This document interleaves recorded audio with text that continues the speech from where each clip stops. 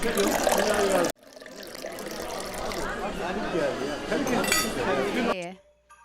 welcome to Wine with a Wifey, and I'm Chrissy May, and I have Devin Bacon with me. I'm Gitchegumi. I'm Gitchegumi back here. I have a puppy friend, Odie, with me, babysitting over the Christmas holiday. Nobody gets paid money. You think we get paid money? Oh my gosh. Sorry, Chrissy, give me. That's not quite how that works. Odie definitely doesn't get paid money, and I don't get paid money. Devin Bacon, we normally pay him the drinks. Yep. And the occasional Taco Bell. Yeah, occasional Taco Bell, and compliments. Yeah.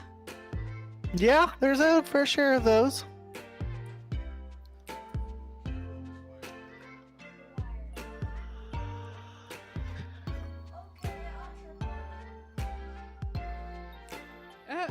He's got the most expensive microphone, just dangling by a wire in the middle. Yeah, right where Chrissy Gumi can clothes hang herself. Meanwhile, Gitch is trying to kill himself walking through the kitchen.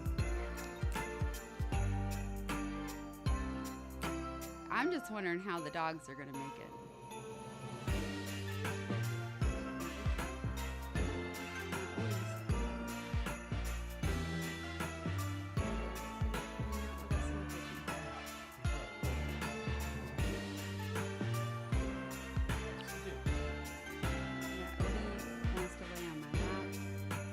Hey, Gitch, if you want to make me a moderator on Twitch or YouTube and stuff, I can help field those bots. Okay. Oh, yeah, because I think we already had one. Yeah, we did. We gotta say something in the chat.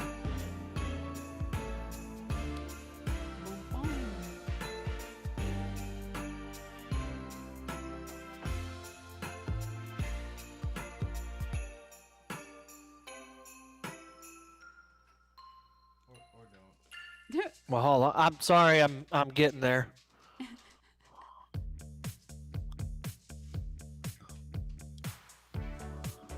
Oh, I had to verify Twitch again. Oh, shoot.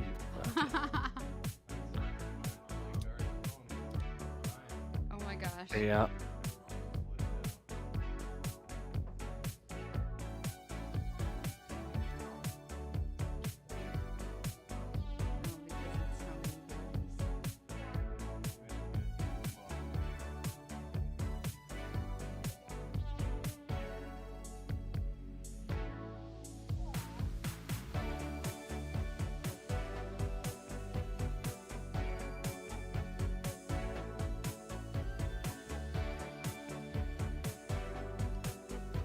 There's me in YouTube. I was like, who is this?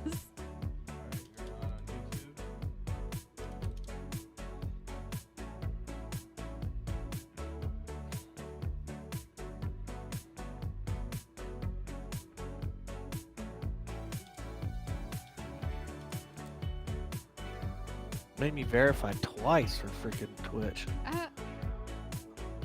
And then there's yeah, that's Twitch. What do you mean I'm the one?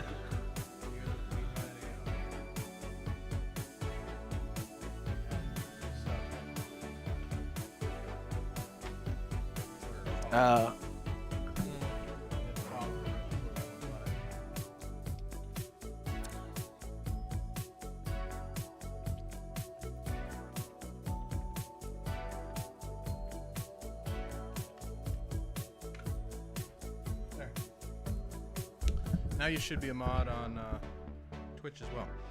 And I can finally be on the show. Alright.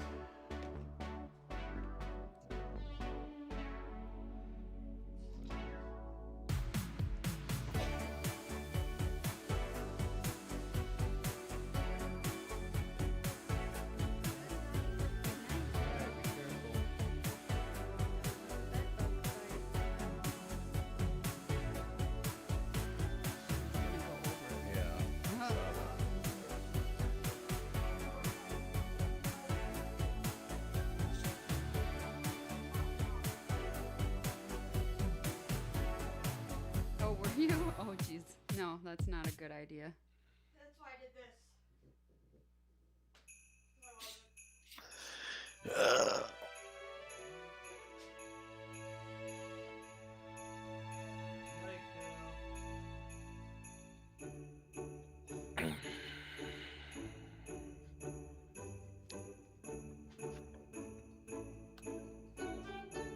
So what y'all drinking tonight? Good.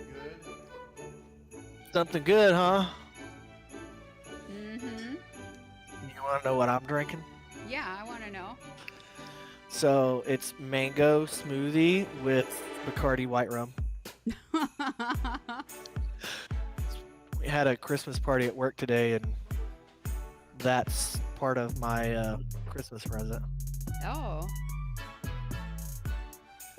We are doing the Victory Sour Monkey. See, I was excited about the beer, and then totally forgot that, groceries and shit. Yeah. I was excited you were going to share the beer with us. Yeah, because this is a good one. This is, the Golden Monkey is the one that got my foot stabbed in flight school. Oh, But it's the same. It's the same brand, same percentage alcohol. Yep. Same 5 a.m. work call. Yep. Feel like the audio's coming across good. Give me just one sound check there, Devin Bacon. check. What's up? Okay, yep. All right. I think we're good. I hope we're good.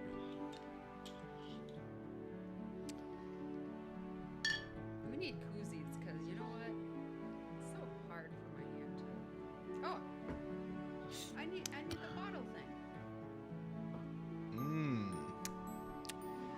You're gonna like it. Oh, I'm excited.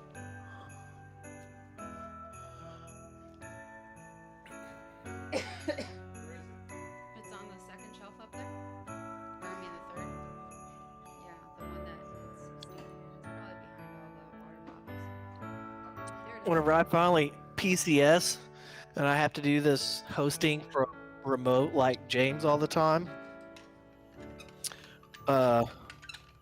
it's going to be pretty interesting. I'll show you a picture of what my battle station freaking looks like now.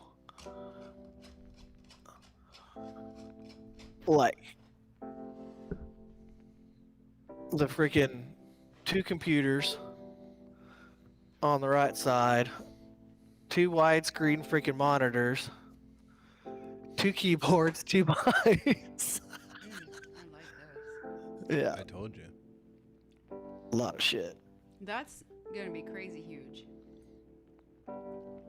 Yeah, Yeah, I do and that's everything not from even the- like the boom mic, the green screen, because I need better audio equipment, because like managing this through like clicks and OBS, and I managed to just not use voice meters since I'm just doing a single input. But if I get fancy with it, like what Gitch does, that's gonna become a quick freaking nightmare for me. So, but everything I put in my Amazon shopping cart to basically get upgraded was it's like $1,200. Oh my gosh, that sweet one. Yeah. Amazon. Well, because you can't have cheap stuff. You got to get the best of the best. So tried it's all to- brand name shit. I slowly built it up over the years, but being an accounting major and keeping good records, all totaled,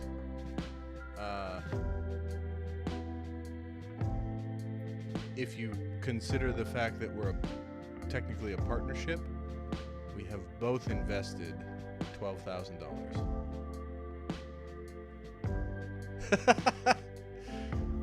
But that's because we use the laptop for a while, so that counts. That computer counts because we use it entirely. All the equipment for my voiceover stuff, which honestly is a small portion. The camera, video games, software, all that kind of stuff. Yeah. No, we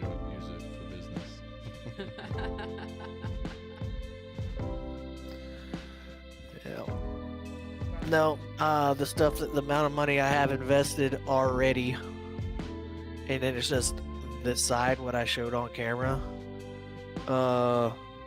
Easily over 10 grand, Yeah.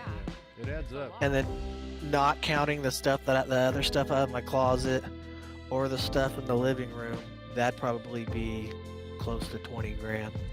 I can't wait to be done with school and I can actually start doing like actual YouTube content instead of just shorts and live.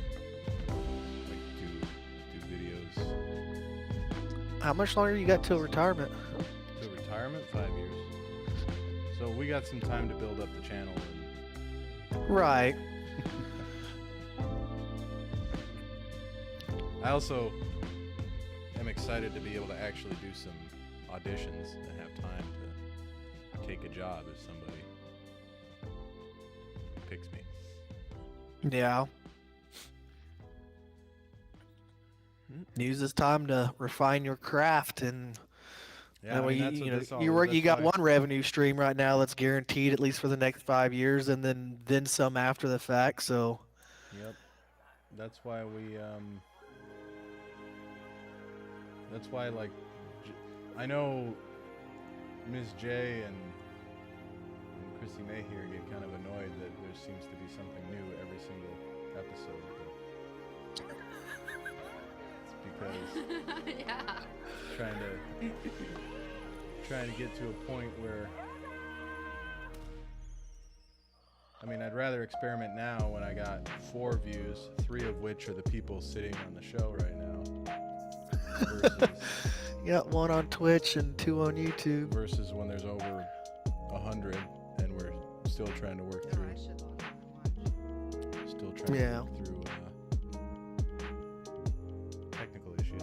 I do think that until we can get higher quality lav mics, though, we should probably stick with these because I think it's better quality sound. Yeah. The only thing is now you pick up way more audio in that room because I can hear the dog panting. Viva. Well, I mean, all I gotta do to fix that is put the background, put some filters on. I don't have any filters on. Okay. Nope, I take that back. Well, no, all I had was a limiter. I throw the noise suppression on, and now you won't be able to hear the dog. Well, you'll probably be able to hear the dog, but the stream won't. Viva, you got it. Ooh. Now there's like a feedback. Because the mic picks up my voice whenever I laugh at a certain frequency, I guess. Well, you are hearing also the because you're hearing it through voice meter. Oh. So you're picking up everything that's picking up audio, which the microphone that's over by the coffee can is a condenser mic. So it's not.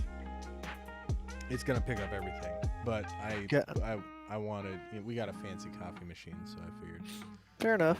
it's cool. Oh yeah, he hasn't seen it yet, has he? No, I don't think anybody has. Well, no. The last time I was there, y'all had it.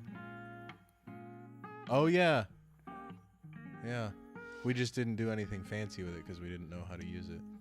Yeah. But we've been doing the milk frothing and everything now.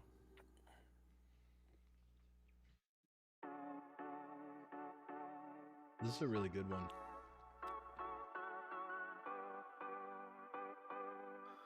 This is my new favorite. Really? I'm Yeah. shocked. Yeah? Yeah, because you tend to not like vinegary type things. I mean, I like ciders. And lately I've liked vinegar. You sure didn't like it when we were at the balsamic vinegar. Well, place. I don't like taking shots of vinegar. And it's not that I didn't like it, it's that it was like, I wasn't expecting it. Like, I'm not, you know, I don't generally take shots of liquor or shots of vinegar. So it kind of hit. And it like went straight to my uvula, so it made me cough. That was pretty funny. Burned the back of my throat.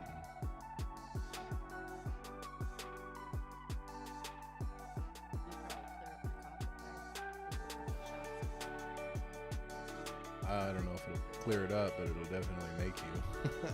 Did Gandalf get back with you? No, I didn't even know.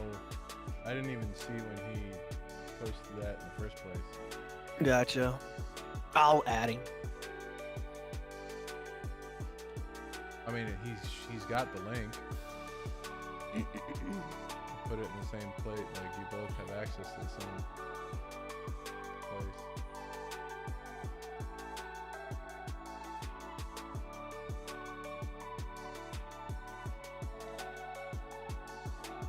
Nah. He's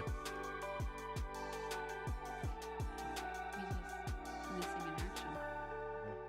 I mean, he's doing his own things. Whatever. Yeah.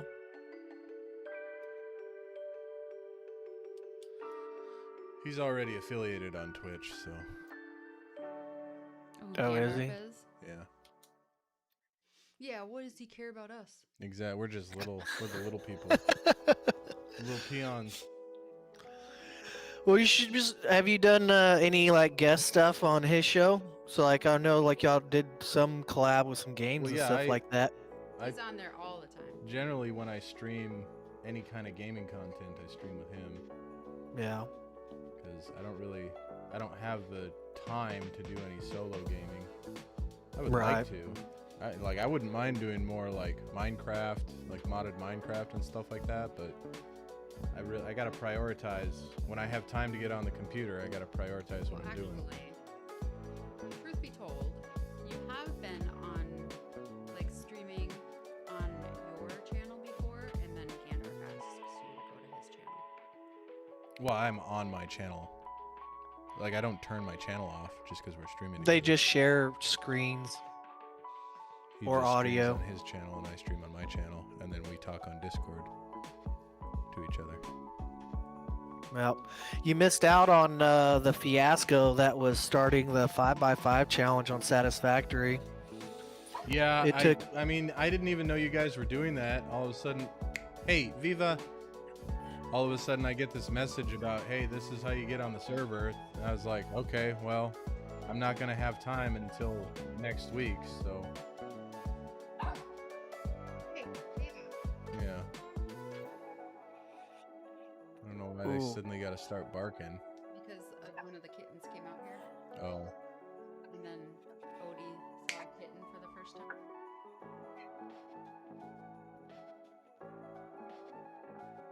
Awesome. gotta cause sock. I forgot about that.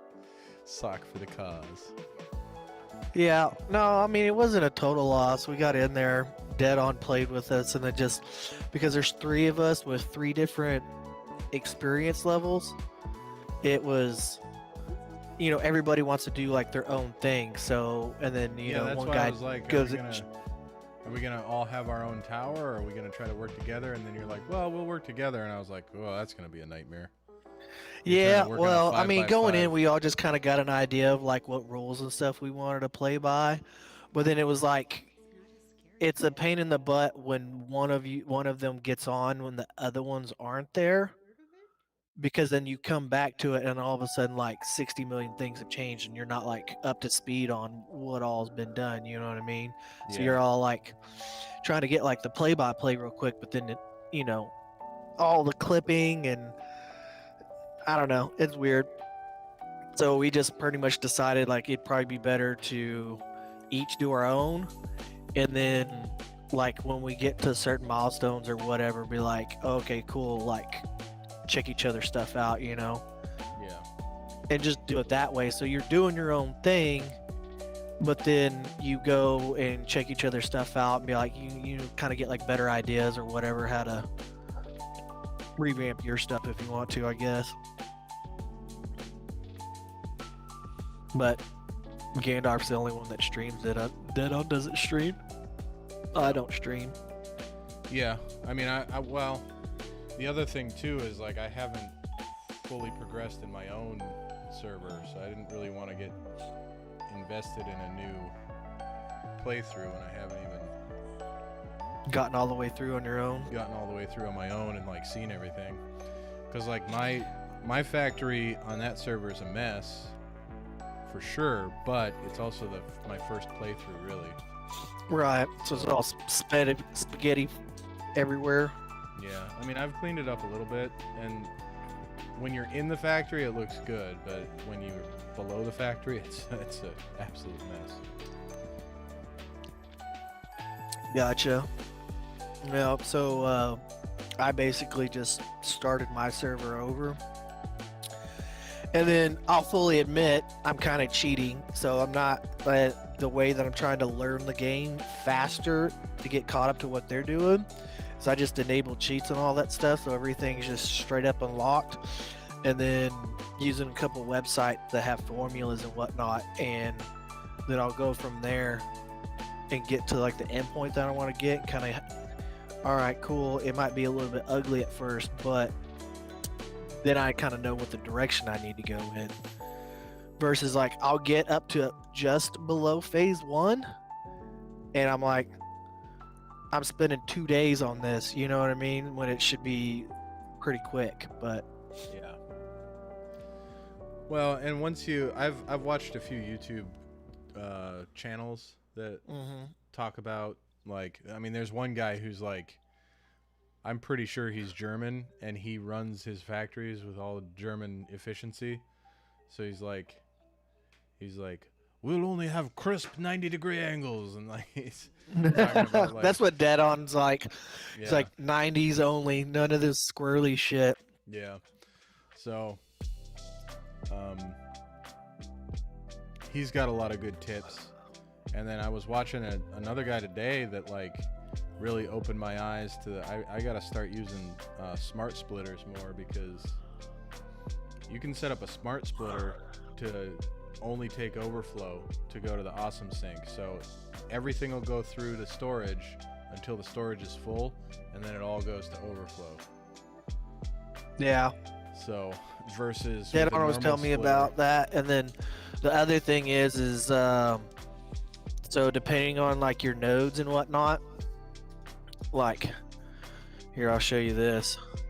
So balance sheets. So this right here, so you have your impure node up on the top, then you have a normal node, and then through splitters and mergers, then you get, it basically will level out your output to get, you know, kind of like, I want to say, I'm not entirely sure if it's like max rate, but see how it like splits across from each other.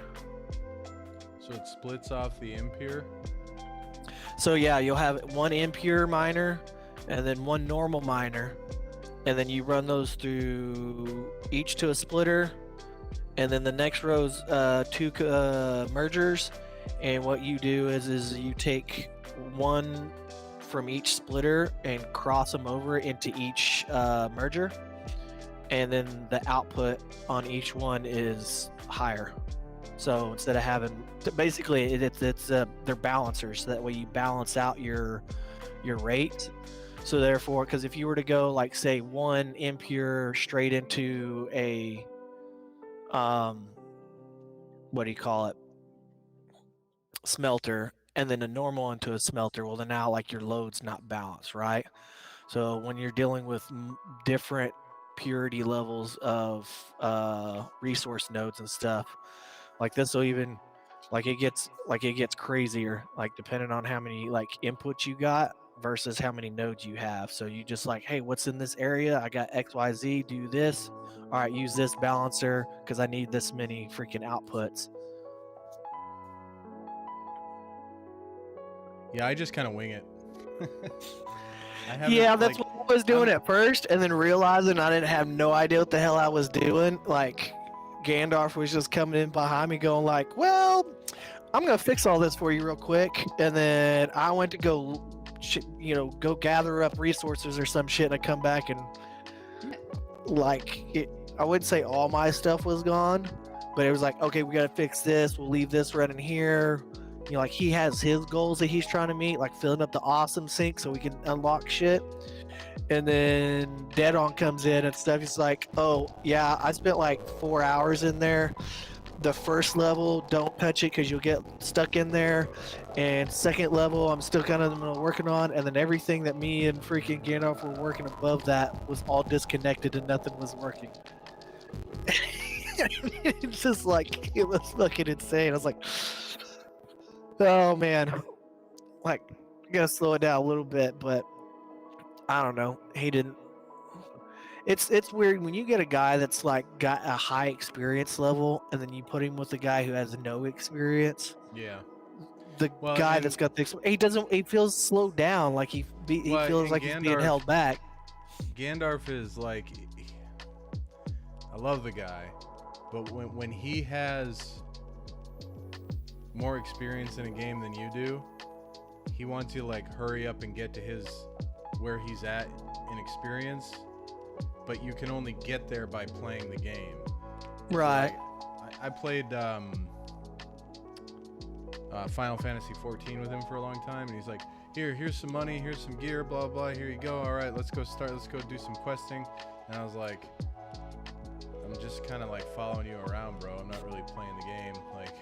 So Yeah. I stopped playing that game because I was like, he's like, oh, this game is awesome, and I was like, I mean, I don't know, I just kind of follow you around and don't really play the game. So yeah. Yeah. I I just recently resubbed to 14 actually because of the new expansion. Yeah, I've thought about it, but also I don't have time, and I really like Satisfactory, so if I do any sort of gaming content for right now, it's probably going to be Satisfactory, just because it's a lot of fun. Right. And I can get Well, into the math in it. I and resubbed, but with the optimization. server issues and all that stuff, I haven't been able to get in. The freaking queue times Oh, they are got server astronomical. issues? So, I'm just playing Satisfactory in the meantime, and then if I get tired of it, because to me, Satisfactory would be way more fun playing with somebody versus just by my damn self, which is the bummer part with the guys wanting to do their own towers and shit. But, I like playing it solo, but I also like that I have a dedicated server, so I can go on there and then, my friends can come in and do whatever they're gonna do, and then I can go in there and try and figure out what's going on. yeah.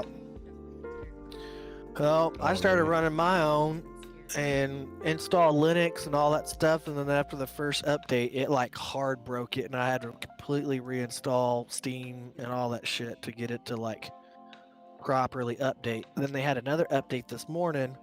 I'm all like, okay, well, cool. Well, I'm gonna try and do this correctly this time. Did it, and then everything worked flawlessly. It was like, well, how come that didn't work the first fucking time? Damn it! But You talking about Final Fantasy? no, on Satisfactory. Oh, Satisfactory. Yeah, I had that update too, and I had to do it 3 times because it kept like corrupting or something like that. Yeah, the update before the one this morning was a pain in the ass. Like I had to do way more work to get an update. The one this morning, it was just a single freaking Which command that line. reminds me, I gotta update the server since there was a new update. Which is easy. I just do this. And I go okay. Yeah. Do you have to when you go to update yours? Do you just press a button and whoever's hosting your dedicated just does it? Yep. No. See, I'm hosting Exactly. mine locally. It shows a progress thing. Like it shows I mean, it basically looks like a Linux, console. Command prompt, right? Yeah. But so you can look at it and see that it's actually doing what it's supposed to be doing. And then there's a way that if it doesn't work, you can go in and force it, and it'll like force update. So it's actually been pretty cool, and I paid for it with Ethereum, so I didn't nothing out of pocket. Just made up money that I magicked out of thin air. Magic out of thin air. Yeah. That's basically. I turned a computer on and left it run for 2 months, and all of a sudden I had $300.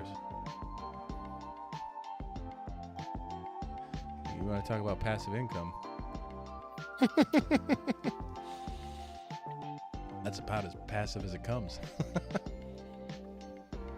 I made a 3% gain on my brokerage account today. That's cool. Yeah. There's a whopping $1. It's a pretty small account. We're gonna see how mine is. Let's see. Oh, don't look. Really? Yeah, because everything I did was short sales today. The market has not been good as far as anybody that's long. My crypto. Really?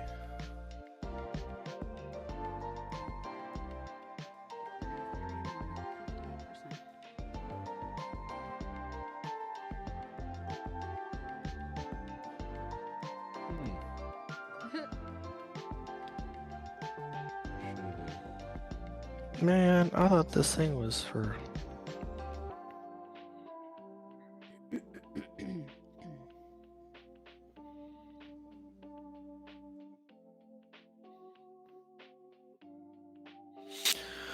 Oh well. What is yours on through our bank? No, I got an alert.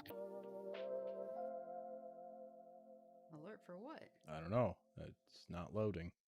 Oh.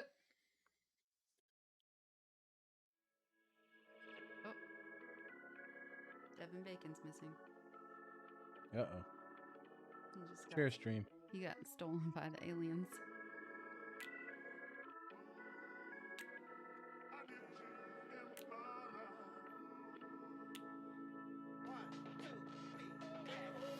You know what? I bet it's because they're going from an account that I don't. No? Oh, he's wearing a beanie cap tonight. I've never seen him. Yeah, because I need a haircut and the hair on my head is freaking Being crazy? flying around. Flying around. Yep. That's why I don't have it. Yep. I wake up every morning and I look like a freaking rooster. Like a rooster. Yep. And it took me like 3 days to realize I was answering the front door like that. Every time I'd have food delivered and stuff, I probably looked like some crazed old man.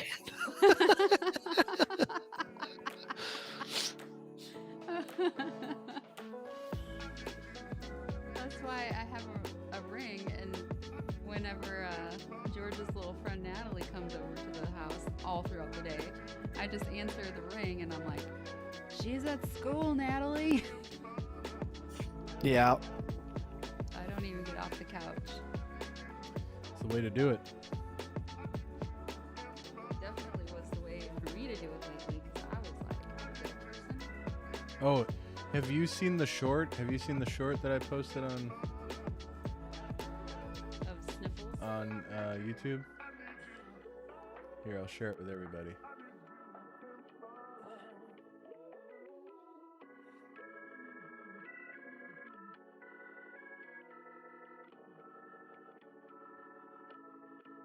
I just gotta get set up here. I'm getting it set up. He's just taking the long road.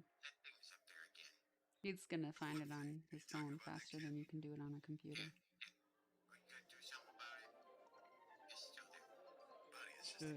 Well, and I'm gonna share it on the stream. So dang slow. Yeah, I just watched it.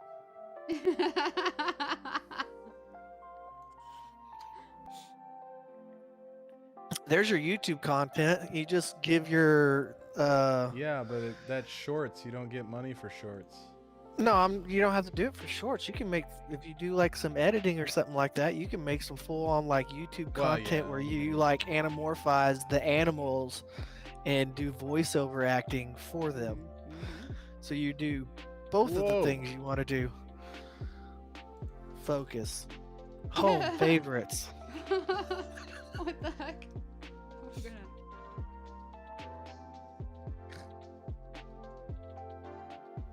Why is it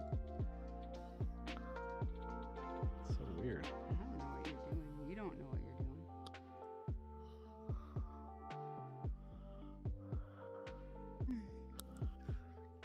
it's The aspect ratio, because it's a vertical Yeah. phone screen. it's kind of bizarre. Looks good there. Why is it not doing it? Okay, let's do this.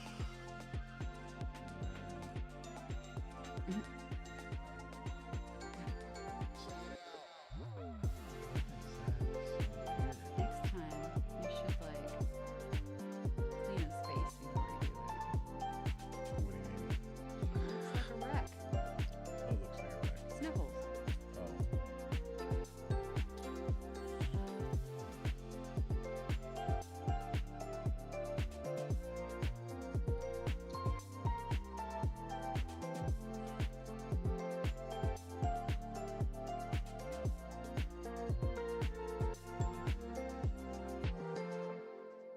Everybody, wait to be amazed. He's gonna actually get to the video soon. It'll happen. Oh my god. Oh, I was about to pull up my own to help you out.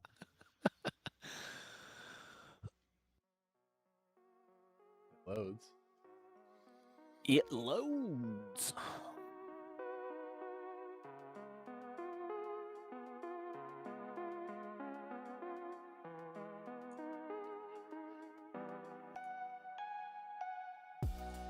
What the hell?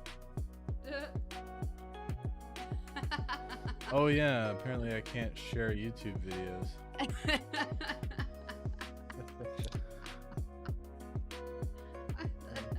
much for that.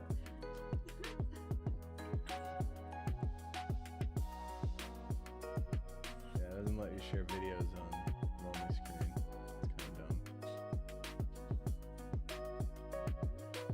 It used to. No. No.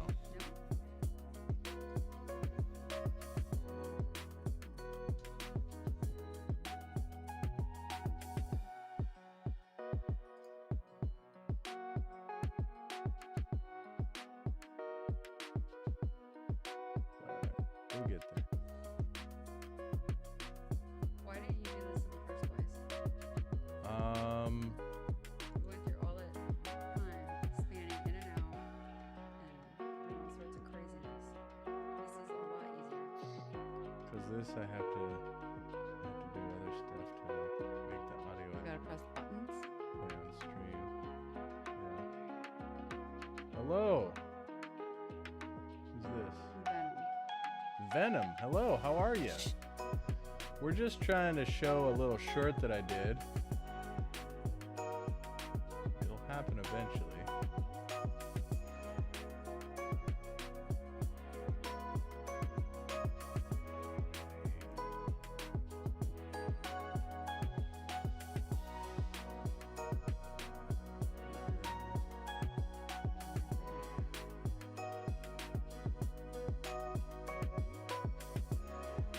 There you go. This is some of the other content on the channel. If you subscribe. Some of this. Here you go. Oh, Dad, that thing's up there again. What thing? Are you talking about that kitten? Yeah, Dad, are you gonna do something about it? It's still there. Buddy, it's just a kitten. Dad, whatever. There you go.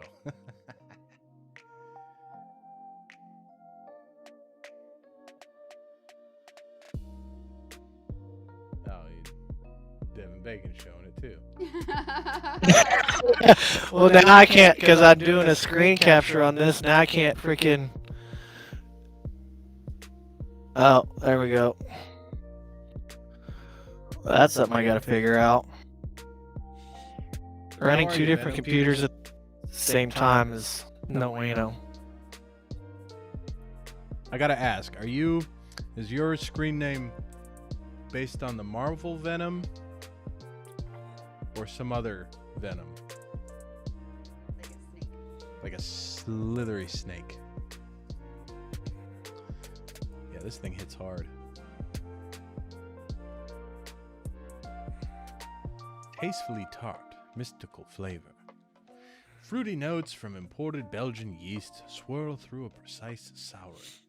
Pucker up to a bite of citrus-laden tang, ending with a delectable experience.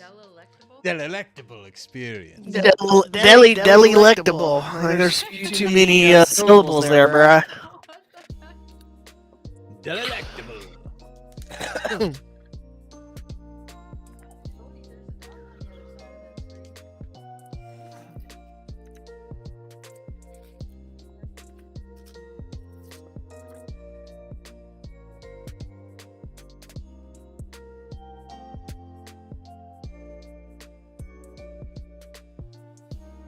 What are you eating? Has your Jelly groceries beans. yet? Do what? Did your groceries come yet? Oh yeah, I got them. I got them at like 9 o'clock. Huh? What did you order? Oh, just basic shit like toilet Like paper, pizza sandwich rolls stuff. and soda and No, I don't do soda. I also don't even do like freezer food for some reason. No, like the pre-cut, like fajita meats, like chicken, steak. Like they're all cut, and you just put them in the microwave and nuke them. And then sandwich stuff, some juice. Usually sometimes I'll get fruit, but I'll have to not to do that this time because the last that I didn't eat any of it. It got rotten. Did you just So, say you microwave steak? yep. Steak fajitas. Hello, 911. It's already pre-cooked.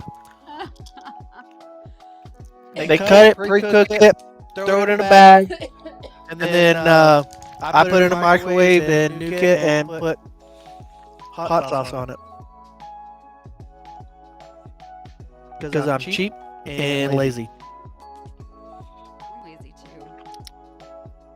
I eat better when either my sister-in-law was living with me or my mom came to visit.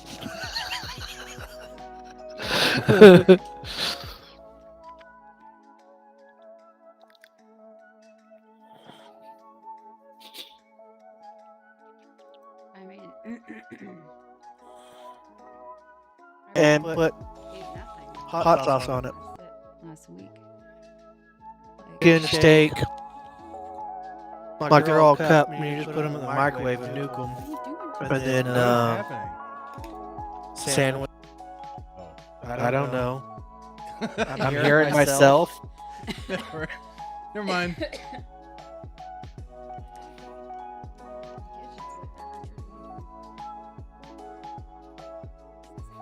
Picked up audio because you're watching your own stream.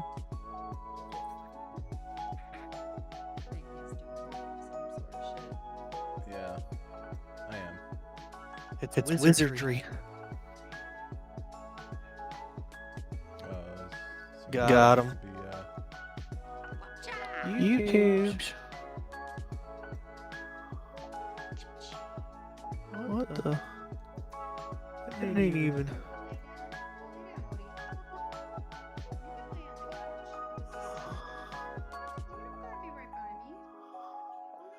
It says that's from freaking YouTube, but Who's gonna go lay down with Viva and then we talk? You can lay down with Viva. yeah, I don't think I can get to.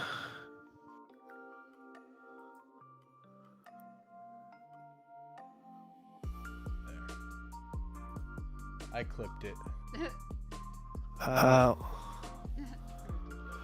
So you can hide her on YouTube, but the restream bot still catches it. No. I'll take care of it. Oh, okay. Yeah, I don't have access. I don't have access to your restream bot because it picks it up. You should have moderator access. I do. Like I can hide it, unhide it, put her in timeout. Yeah, you should be able to purge it. So it gives me go to channel report, But remove, it'll put purge user the timeout. restream bot. It won't purge the person.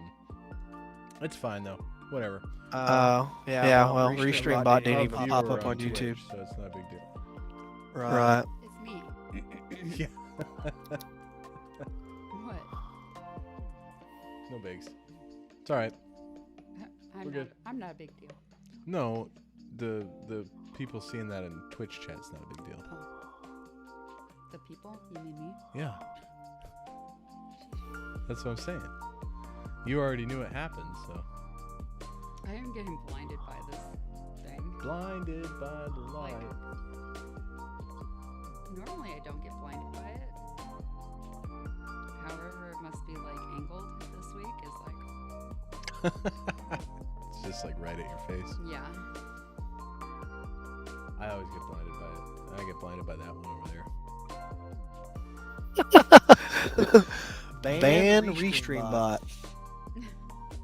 Yeah, don't do that.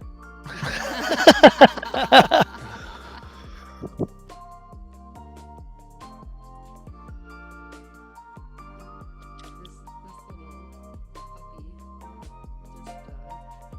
puppy You should. So did you quit putting the chats like on the video stream? What? Oh. No, they should be there. It's still, I know we haven't gotten that many, but it still pops up. Yeah, it's still there. No, okay. Oh, it's I was just curious. It's just on top of me. There we go. I moved it. I need to figure something out with that because there was there's a website that you can like pull featured chats on as like a lower thirds display. Yeah. It makes like a browser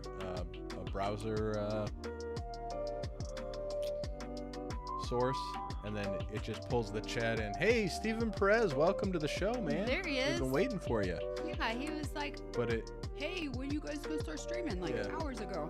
Like forever. yeah, we've been on 53 minutes and 19 seconds, 20 seconds, 21 seconds, 22 seconds.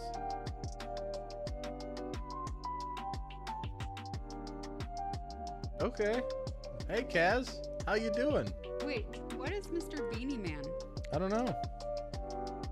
I don't know, but it's an interesting sentence. That sentence causes me to think.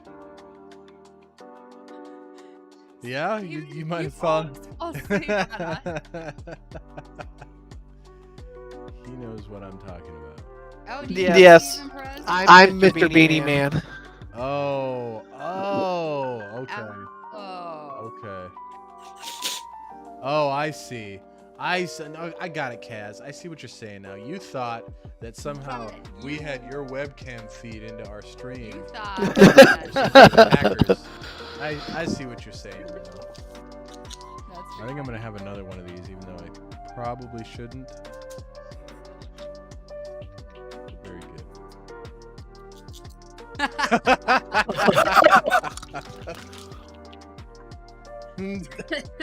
Well, you know, that's what we do here on the Wine with Wifey. Hack into Yeah, we hack into your webcam and just show you yourself.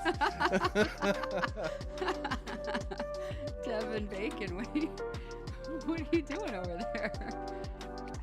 Hanging out with Kaz? Taking over all his everything? I don't know where I'm at in this. Oh yeah, because you're have it in the little Yeah, I don't know how far I've drank it. bottle of mystery. Well, this is gonna be the last one I do tonight. I gotta be at work at 5 in the morning tomorrow. What we chilling about? We're chilling about. I gotta be to work at 5 o'clock in the morning, so we're not doing our normal. Usually we go through 2 bottles of wine. In 3 hours. Yeah. Yeah. And normally Devin Bacon's hanging out with us here Or sometimes we have some other guests. We have intern Ryan, Miss J. They If you really watch the don't come VODs, in that much. More or less, Devin Bacon comes Devin around more Bacon is often. Devin Bacon's here more, but we have other people. Sometimes we have Gandalf the Grape on remotely, and we just hang out and just talk about whatever comes up. So if you got any questions or any ponderances. We live in ahead North and Carolina, float 'em. so that is where we're at. And it was actually pretty warm here today. It was incredibly warm here today. I thought Yeah. most disappointing Christmas present. Actually, something you got me once. Yep. What? Yeah. Yep. Most disappointing Christmas present. The time when I got nothing, which was like Well, that's not really a present though. the last I don't know 10 years. I think. Devin. I don't care because I hate Christmas anyways. My most disappointing Christmas present was the year that my family. So growing up, my parents hosted Christmas, and all of the extended family would come over. It was like the only time of the year that I would see all the cousins, and all the cousins and the aunts and the uncles and the grandparents and everything like that. My great aunt would come and she'd bake these amazing pies and caramels and everything like that.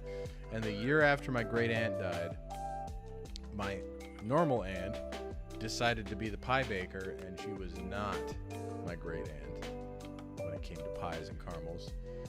But that same year, I don't know, the economy took a turn or so. I was a kid, so I don't know exactly what was going on, but everybody was poor all of a sudden that year. And so we decided to do a white elephant Christmas, and it was like a $2 limit on the present. And I think I got one of those travel checkers things. That was my gift for that year. That was, yeah. I used to get probably stuff my from most my grandma disappointing. from Avon. That's like the only place she would ever shop. So you get like weird just knick-knack shit. Like I got this really cheap computer mice one time that was in the shape of a race car and it lit up. And I thought it was the coolest thing because I thought for a second my grandma knew like paid enough attention to me to know what to get me. Nah, it was a complete accident. But now that you say that $2 pie, Kaz, I'm gonna recage my most disappointing gift. Actually, maybe you can find the picture. 2010 Okay. Christmas. I was in Iraq. And I was forced to go to this Christmas party with a bunch of tankers. I was an infantry soldier, so I didn't want anything to do with tankers. Yeah, I believe so. You can probably look at Butler's, and it'll be in there. Either one of ours. But anyway, I got a expired summer sausage. Yeah. And again, it was a white elephant thing. But yeah, that was my. Not only was I in Iraq, and the last thing I wanted to do was hang around with a bunch of people that I didn't like, I got an expired summer sausage. That was a good time. No. It was not a good time. Not a good time. I had a good time on our last deployment, except for all the times that. Yeah. Yeah. I think you're right. Yeah, no white elephant. I think you're onto something, Raz. Kaz. Raz. I don't know. This is my second beer. Yeah. This is your second beer. Yeah, it's it's a 9.5. It'll get you. I think it's in yours. Let's see here. Dang, we've already been going for 45. I think it's part of this one. Oh no, it's not. It's not that one. You cut your finger off on that one. Oh yeah, well that's a different one. No shots. If I didn't have to be at work at 5 o'clock tomorrow, I was drinking freaking some white rum with mango smoothie. So I mean, if you want to call that a shot. You gotta do the white rum with the Kahlua and the cream. Yeah, I don't have any Kahlua. I don't have any cream. But I got white rum and I got freaking mango smoothie. So Well, just take out the Kahlua and the cream, and there you go. how do I take out the Kahlua and the cream? You just take white rum. Oh, I get what you're saying now. Oh man.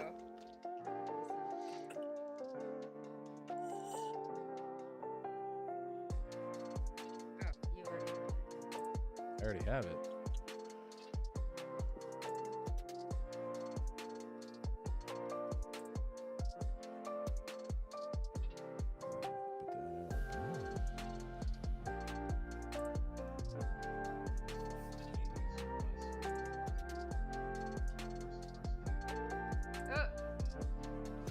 Worst first date.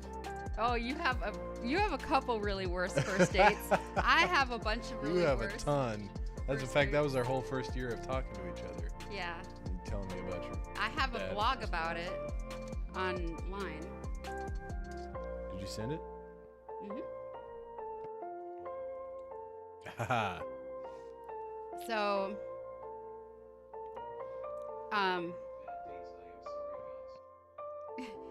yeah, we were just emailing each Yeah, other we were back just and pen forth. pals. We were pen pals when we met.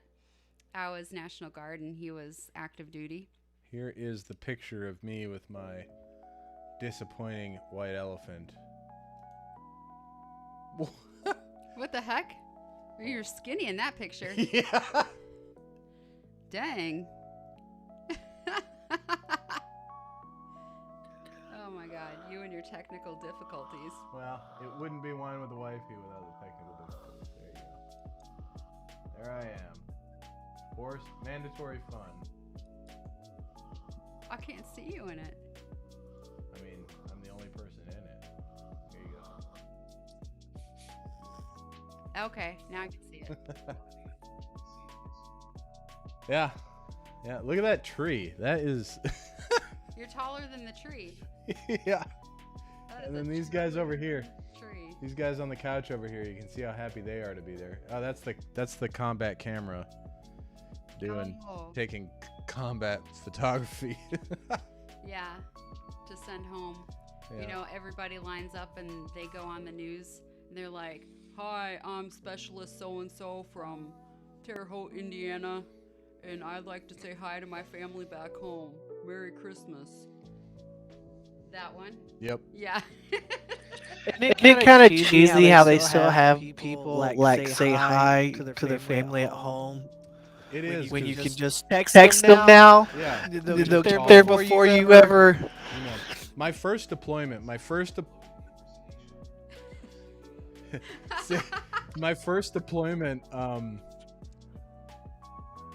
you had to put your name on the list to get on to be able to email. You couldn't call.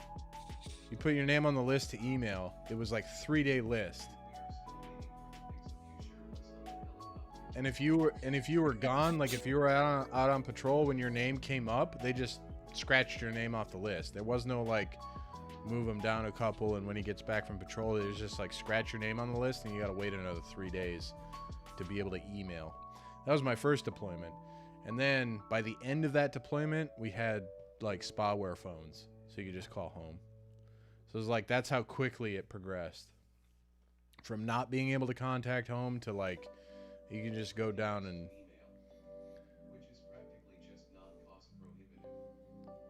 yeah. Well, it was because the only computer we had that could send an email, we only had MWR one. Well, no, it wasn't. It was a tough book that they just had hooked up to a satellite link. So we only had one computer on the camp.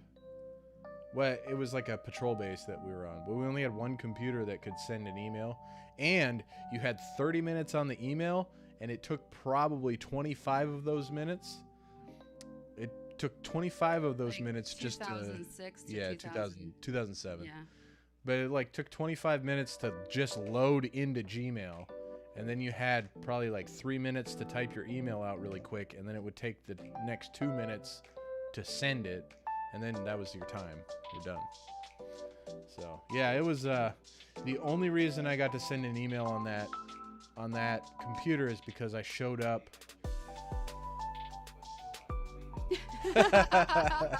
The only reason I got to use that computer ever is because I was like a reserve. So I showed up kind of late in the deployment, and they were like, well, now that you're here, you need to let your family know you're alive. So you go to the front of the line and you send the email. So I booted a bunch of people off, and they were like, just sit there till the email's sent. It's going to take some time. Don't worry. You're not needed anywhere else right now. And I was like a private at the time, so I was like freaking out because I wasn't like mopping the desert or, you know, sweeping or spraying water bottles on Humvees to get the dust out the windows. Like, but yeah, that was that. So, and then after that, every deployment after that, you could just like use the internet. It was crazy. Awful. So one time, the first deployment while we were married, he had to like go over to the Romanian fob, and he could actually that was the only time that we could try to video chat. Like, I knew that all the other wives that were at other locations, or their husbands are at other locations, they were able to video chat, but for some reason my husband couldn't, and I was kind of like ornery about that, and I was like, what the hell, my husband's giving me a line of bullshit, and Yeah. like, I'm like, he doesn't want to talk to me, you know, and then right, and then so he goes, like, takes like a 4-wheeler over to some Romanian fob, and he's like, yeah, you know, over here we get to eat some food. I get to put my hand in a bucket of pickles, and that's what I get for breakfast. I get to put my hand in a bucket of pickles. That's it. Yeah. That's the And I highlight of was my like- week. I was like, what the heck? And then he's trying to like video chat me on like Google Hangout or That was the most frustrating. crazy. Oh, Skype, I think it was on Skype. Yeah, and it kept And cutting then out. so I see him for a second, and all of a sudden, like, you hear a sound, and then it looks like he's like sliding sideways like this. I think he's getting shot up or some shit, and he's dead because he's just frozen for a half hour. I'm just like, am I seeing my dead husband? Like, I don't know what to do. Like, oh my god, I'm not gonna like turn this off because I guess I'm just gonna stare at him.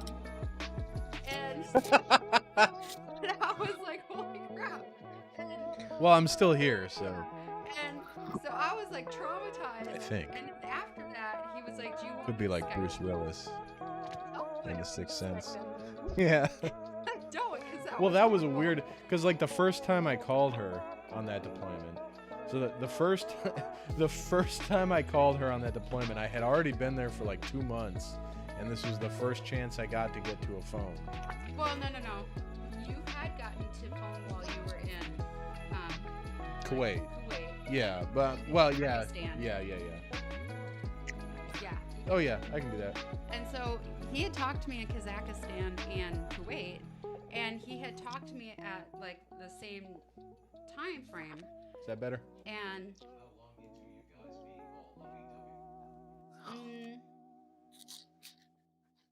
I mean, pretty much like the first time we met in person. Yeah, Yeah. yeah. We'd been talking to each other for about a year at that point. Yeah. But then the first time we met face to face, yeah, it was pretty much Like, sparks I mean, were flying. I knew that he was the one, but he didn't know. Nah, I didn't know. I'm an idiot. He was pretty stupid. Yeah, but the first time I was able to call her What's on that new? deployment, like I called her and I was not allowed to say anything. So I called her and I said, hey honey, I'm alive, and whatever you hear, I'm okay. Don't worry about it. I gotta go. And I was at my work. He called me in the middle of the day. It was a really odd time for him, and I was about to go to a It was like 3 days before Christmas. yeah, it was right before Christmas, and I was about to go into a business meeting. So I mean, what else am I gonna say? I can't say anything else. out because it was like weird timing compared to when he had always called me, and then I was like, this is weird how he's saying it, like he's kind of stuttering, and then I felt kind of bad that I didn't want to stay on the phone longer, but I really had to work. And so I was kind of in my mind like, oh, I gotta go, like literally have things to do. Why are you calling me right now? And so I felt bad about thinking that way. But then I got a phone call from one of my friends that was Special Forces, and he was like, hey, I just want to let you know whatever you hear, everything's good. And I was like, whoa, what's going on? And then I got a phone call or message from his buddy, Gandalf, and he was like, hey, I just want you to know that Gitch is fine. And I was like, something happened? And then I find out that his plane crashed when he landed in. He calls me on Christmas Eve on my way home from church. He's like, well, I can talk now because the investigation's done, but yeah, my plane crashed while I was landing. And then the plane crashed. The helicopter crash that was trying to pick up the pilots. So we had 2 crashes, and I was like, what the hell? Yeah. Yeah. Merry Christmas. Yeah. Hey, I survived a plane crash. Merry Christmas. I think that's a pretty good Christmas present. Yeah. So, That's Christmas. He did that once. Did I? Yeah, you took me to your mom's funeral. That's not exactly my choice. Well, I mean, I flew halfway across the world to do it, though, so that's pretty special. his mom, that was so mean to me. Yeah, my mom. Oh my god. She was not a very pleasant person toward the end of her life. Oh my gosh, she was so mean to me. I was like, oh my god, I gotta go to this funeral. This woman was so mean. Yeah, you sang at that funeral. Yeah, I sang at the funeral. Yep, I sang her. Funnest date we've had together. I mean, I like all the Tell him the time that you came back from deployment and everybody was buying you drinks, but you couldn't drink them all because you literally just came back from deployment and you're like a rule abider. So you're like, oh no, I'm gonna give these all to Chrissy May. And so karaoke. Yeah. Well, Anna, you had never had Long Island iced teas, so I was introducing you to all the various variations of the Long Island iced tea, if you're familiar. Half a carafe of wine before we went to Korea. Yeah. Oh yeah, because we went to Olive Garden first. Yeah.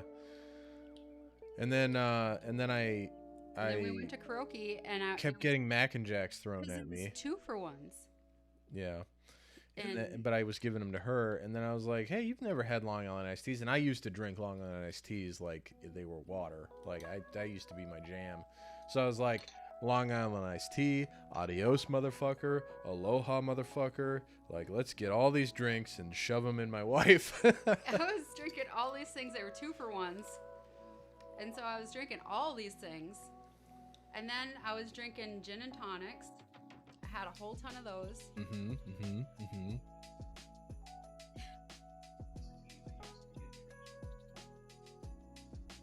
Yeah, I used to not even I used to drink. I think it was TGI Fridays. You don't miss liquor. You don't lie to yourself. But TGI Fridays used to be able to get a bucket of Long Island iced tea, and I would get 2 of them, and not even feel it. I swear they had water in their liquor. At the end of the night, while I was talking to the karaoke DJ. Yeah. Because he was National Guard, I was, so we were like, And I didn't comparing know. I didn't know that she was the business banker. not. She was the business banker for the owner of this bar that we were at. I didn't know that. And so Look at him go flaunting around my businesses to him. she's talking to this karaoke DJ, and she's like, hey, go get me a PBR from the bar. And they had just said last call, so I was like, well, okay, this isn't gonna work out, but whatever, you know, they're just not gonna give me the beer, and I'm gonna go say, hey, they couldn't give me the beer, and she's gonna be maybe upset, and then we're gonna go home. But the bartender looked at me, and then looked at her, and then said, tell her she's got 5 minutes. And then handed me the biggest, like, I'm talking, you think of a 45 and then double it. Like the biggest PBR I've ever seen. And I was like, she got 5 minutes? Okay. So I walk over to her and I'm like, hey, honey, you got 5 minutes to drink this. And she's like, you know, got this giant PBR, and she's just sitting there talking to this guy. And I'm like, okay, well, she's going to use up her 5 minutes talking, and then I'll put the thing, because she's already trashed. Like, I'm like, she doesn't need any more, but she wanted me to get this PBR for her. Because the bartender's like, looks at her, looks at me, is like, tell her she's got 5 minutes. Because she helped her get, like, this huge loan to help her out with the bar. So she's just, like, thinking she's hooking her up. And I'm like, With a beer. yeah, with the biggest beer I've ever seen in my life. It might as well look like a miniature keg. And she's sitting there talking to the guy, like, just, you know, telling National Guard stories. And I was like, okay, she's going to take her whole 5 minutes talking. It gets down to like 2 minutes left. And It reminds the me. guy that she's talking to is like, hey, didn't you only have 5 minutes to drink that? And she's like, oh, yeah. Starts throwing it back. And she's like, it tastes just like spiced beer. To this day, I don't know what spiced beer is. It tastes like spiced beer. She's throwing it back. And she's like, try it, honey. It tastes like spiced beer. And I'm like, it's a PBR. It's Blue Ribbon. It's like, okay. And I took a sip of it, and it's like water. And I'm like, yep, spiced beer. And then she didn't ask for it back, so I just put it on the bar, and I was like, all right, let's go home. So we get our way out to the truck, and I get her. We'll tell that story next. But I get her into the car, or in the truck. It was like Yeah. a Nissan Frontier that didn't have air conditioning. And so we're driving home, and she's like got the radio on. She's like singing along with these country songs, and she starts hiccuping, and she starts yelling at herself. She starts yelling at herself because she's like, no, stop it.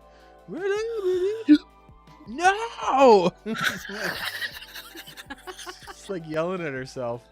So we get back home, and where the house that we lived in at the time, we had a 1-car garage, and then the pickup truck wouldn't even fit in the garage even if we wanted to put it down there. So we had to park it on the street. We're also right on the border of gang territory. So they're always doing drug deals. And there's always on the police. street corner. There's always police doing patrols around. So there was a police car that pulled up just as we pulled to the side of the road to park in front of the house, and they stop. They see me pull up to the curb, and so they stop just to see. Gandalf, welcome. It's all right, man. We're just telling stories. So I pull up to the curb to park in front of the house like you do. I'm gonna ban him real quick. And don't do that. And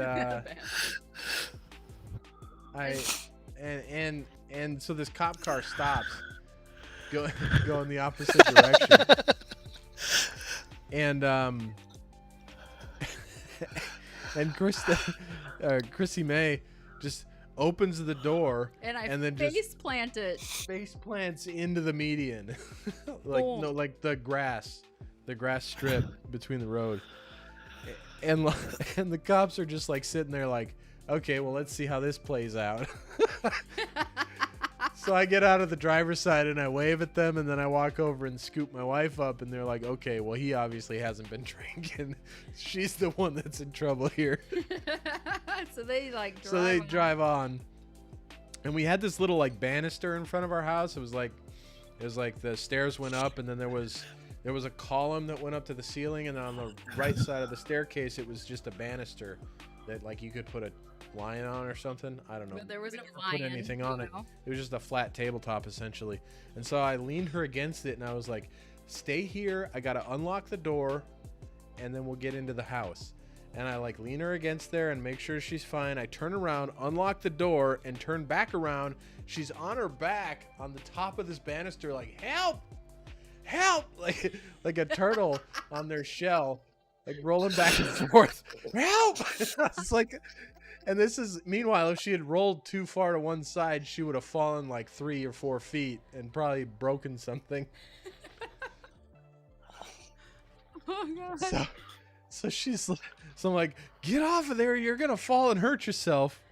So I get her off of there, and I usher her into the house and just like toss my jacket and get her into the bed.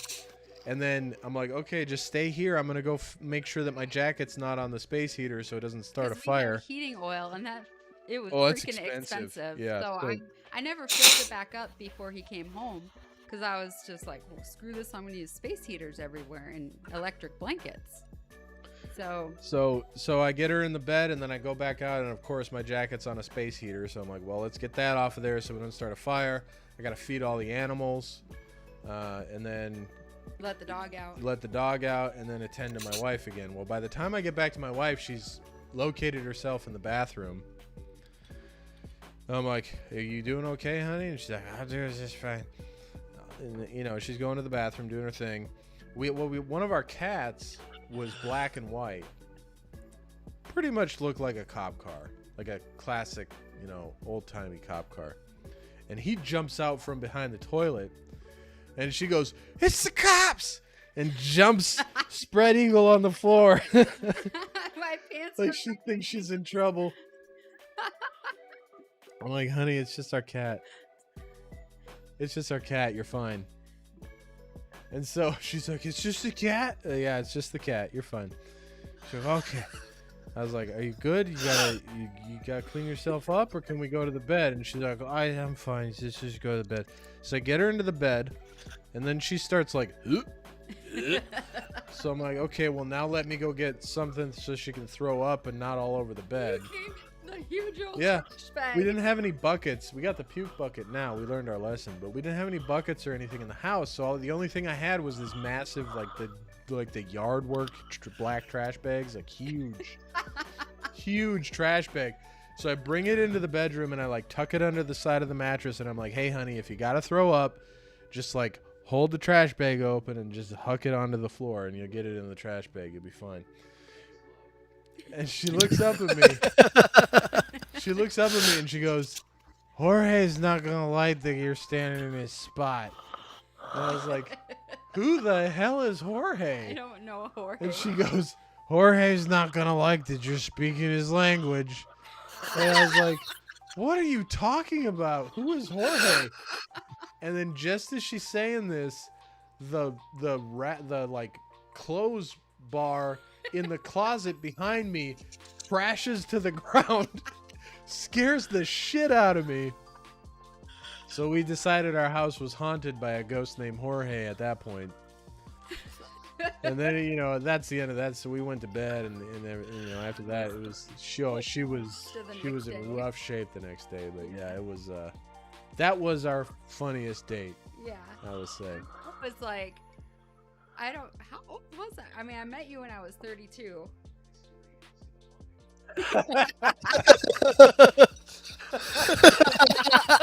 Yep. And I will be right back. I was like, what, 30, 34, 36? No, 34? That was the first time I ever threw up when I was drunk. Yeah. And so we met online, and no, I've never. I didn't even know Jorge. Never. It's so weird. I mean, I must have been like possessed or something. I don't know. Possessed by the alcohol demons. That's why they call it spirits. You do. Well, go ahead and ask away. So, the way we met was kind of interesting because I met him online and I wasn't really. Yeah, so I met him online and I wasn't really intending to date anybody. I had an online account to like meet friends because my sister, who is psycho crazy by the way, she had lied to me and said that she was dying and she was pregnant at the time. And so she had a kid and like meet friends, like not meet friends, but like to make friends, you know, because I did like the Red Cross call and my unit moved me back home to like take care of her kids. Yeah, make friends. Yeah, dog. Yeah, No, not that kind of meat. not bacon friends. No. No. Oh my God. Oh Lord. I mean, the only meat friend I have is Devin Bacon. I made it. Yeah, that's not that kind of meat, friend. Just the different. Oh my goodness. This is spiraling out of control. Bacon's meat. Charcuterie enthusiast. And so I didn't really have any friends because all my friends that I had from high school kind of moved on and had lives and didn't include me anymore. So I wanted to make new ones. But I learned that if like a friend told me that if you made a plenty of fish and just wanted to make friends on there, like I could do that. But I tried to do that and That's not what it means. it's not what it means. I learned the hard way. It means that you just want to hook up for like sex if you sign up to do that. Because I had nothing but guys saying, so you want to meet up? And I was like, yeah, let's meet up for coffee. And it was they only wanted to hook up. And I was like, I don't want to have sex. I just want to meet up and make friends. Like, I just want to have friends. It was like really horrible. So then I had some roommates that I got rid of the it's just meet up. So then I had some friends that made a plenty of fish for me. I had already gotten rid of it because I learned the hard way. That's not the way to go. But they decided I needed a boyfriend at this point, and I didn't think I needed one. And Hey, it's the star of the short. sniffles. And then in the meantime, it said that I was like a match to him, and I noticed that he was deployed. And so I was like, Hey, buddy. I was like, cool, this guy's deployed. I'm never going to meet him. So, like, I could probably just, like, talk to him and, like, that'd be cool, you know? I could be his pen pal. And literally, all his pictures online were pretty depressing looking. I was in a very dark place. He looked pretty sad. So, I was like, all right. You know, as an infantry soldier. I can... I know. I mean, that's what happens. This is the star of that short that I showed when you first popped in. I'm like, I can be Mr. friends with this Sniffleman. dude, and so I had a blog that I pretty much just wrote about my really bad dates or crazy things that happened to me at work, because I was like that person that weird things happened to, and so I wrote about my random weirdness. And so I shared my blog with him, and then, you know, told him about my crazy first dates and stuff. And then he shared it with like his buddies.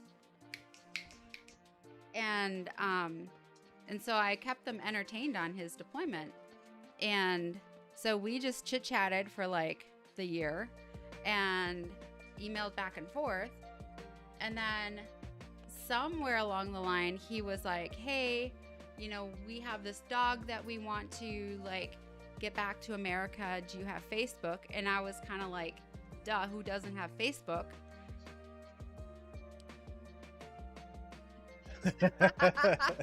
And so I added him on Facebook, and we had mutual friends. It was super weird. Like 30. Like a whole bunch of mutual friends. And they were all from like my hometown. And like, I mean, consequently, my hometown. right, his. But then I looked, and he So you did know each other was from the same town before? he graduated with my brother. And I was like, what the heck? Like, I had been married before, so I looked at the year he graduated, and I was like, that's super crazy. Like, I went to his graduation, and I was like married to some dude and pregnant at his graduation. I was like, that's kind of creepy and weird, but that happened. Also hot. What? 'Cause I'm like 5 years older than him. So yeah, I attended his graduation. It's kind of weird. And so I thought it was kind of strange that like I was like, this is like, it's got to be meant to be that I was supposed to like talk to this dude. Then he thought that I was in Indiana because I was part of the Indiana National Guard. And she lived in Indiana at the time. Lived there, but Like all her first date stories that she sent me were people in Indiana. well, because I didn't tell him that I moved back And I had gone to Minnesota. camp school in Indiana, so I felt like we had a connection. And I didn't tell him that I moved back to Minnesota because of my crazy sister, because who wants to talk about negative shit? So I just didn't talk about it. But here we are 10 years later, raising your crazy sister's daughter. Yeah, and now that daughter that I was raising back in the day, we have her now. So it's kind of... Yeah, if you're a regular on the show, you hear us talk about Gitchegumi. That's the little baby that was born little kid, when I yeah. moved back to Minnesota. I had her then, and then I didn't have her for a while because I tried to force my sister to be a parent, and it didn't work. So now we have her again. But yeah, he had like R&R not that long after we realized. And I had intended to go to Australia and just see what happened, because I heard that, full disclosure, I heard that women in Australia liked American soldiers. So I was like, I'm going to go to Australia and meet a girl. But then I met her and decided, well, she's back home. I could stay with my parents and see how that goes. So that's what I did instead. And then I texted him and I was like, so do you want to meet up for karaoke? And he was like, can I bring my posse with me? And I was like, this dude is bringing a whole bunch of people. I agree. I did make the right choice. I did. I mean, we've been together for 10 years. I bought her a fancy ring to prove it. Yeah, it's upgraded since, but the first ring was really big too. It was a fancy ring. It was like the ring I wanted even. Because I listen. Yeah, he did. Did I hear what? What? Yeah, it's been upgraded since. Yeah, he just upgraded at 10 years. Yeah, 10 year. We did the 10-year anniversary ring upgrade. Yep. That, The jewelry guy said that that's pretty common nowadays. well, yeah, that's because the diamond industry made it that way. They had that commercial that's like, get her diamonds for your 10-year anniversary.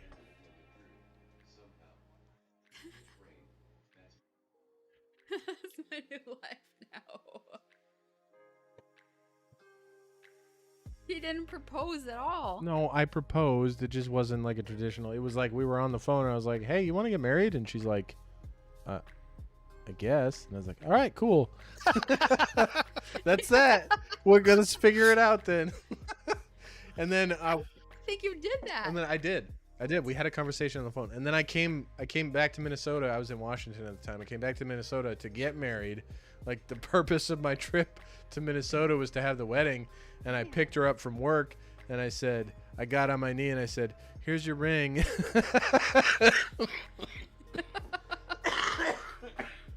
Well, that's better than what my dad did. At least you asked.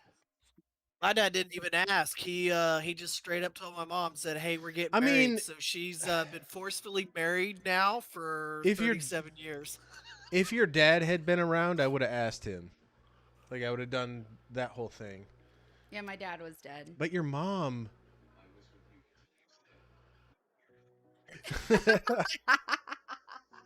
Your mom. My mom is kind of weird. I don't want to sound mean, but I'm going to. Your mom's the most disgusting person I've ever met. I mean, I'm there with you. And it was like that back then. And I was like, I don't care what this woman thinks about me. So. Well, and that was before she followed us on the. Oh my God. So. Holy shit! I've never been so stressed out in my life, and I wasn't even the one. She followed us. We were in Alabama, and she was.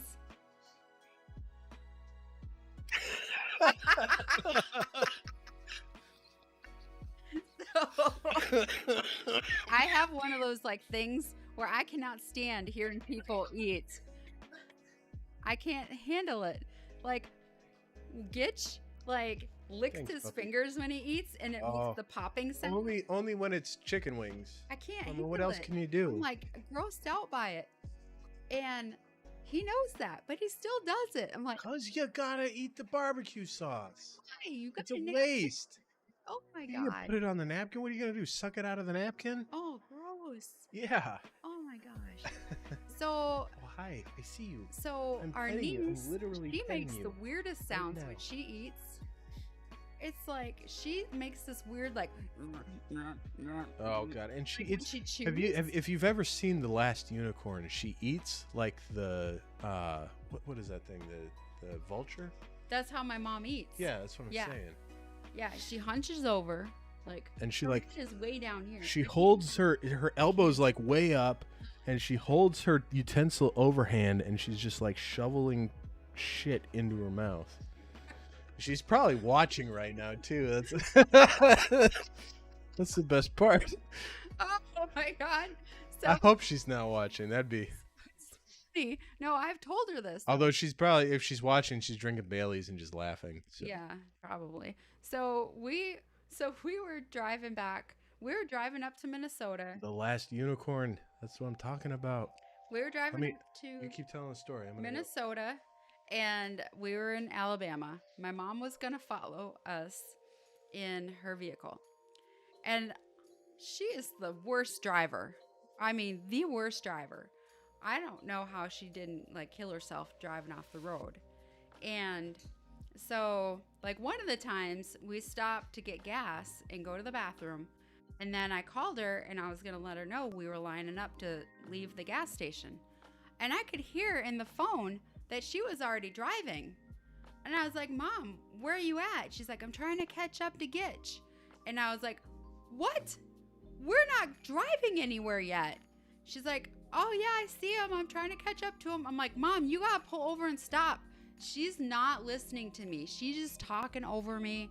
And I'm like, oh my God, Mom, you gotta stop. So then I call Gitch and I'm like, my mom's way ahead of us. She's already driving. She's not stopping.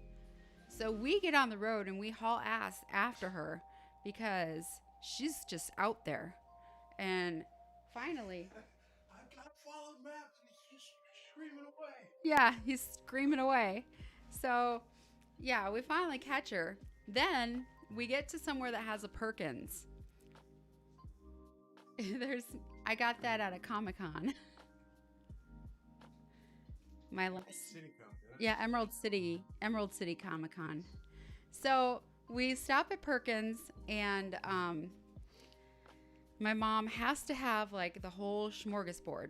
She's got to have her coffee. She's got to have her breakfast meal. She's got to have cheesecake with the lemon supreme crap on it and everything. And I was sitting there, I'm like, she's diabetic, right? You know, like, you don't need all that dang food, but she's going to get. It's a Perkins, you know, like it's a restaurant, Perkins. So, and then she's going to get cupcakes to go too. So we're sitting there and we're waiting on her to finish her eating. She's got food all over herself. And she's just sitting there like shuffling it. Like just hanging out with her head like under her shoulders, you know. And she's just like, and she makes these sounds. She's like, Yeah. I mean, it's she like, thinks it's bad when I lick my fingers. it's She's over there. horrible. It sounds like a cartoon eating. It's just like, I can't. Oh my God. And she was going to live with us for a while. Remember? That was when she was moving in with us. Yeah, but we left her in Minnesota, so. Yeah, with your dad. Yeah. Oh, yeah. Oh. That was a whole nother thing. We were just glad that they didn't have sex together. No, they weren't going to. My dad hated her. But now he's...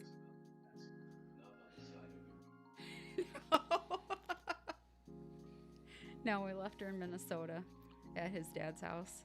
Yeah. With all of our animals. Because we didn't have any housing in Washington. Yeah, we didn't know where we were going to live yet in Washington. We wanted to get housing first.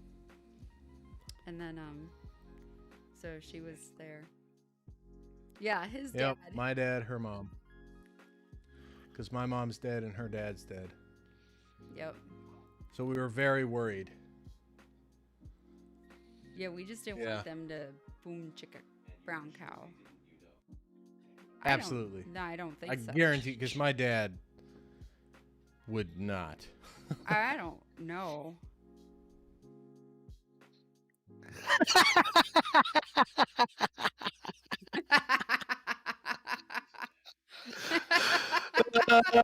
Oh, Because he has asked me this about your mom. conversation is taking a turn for like.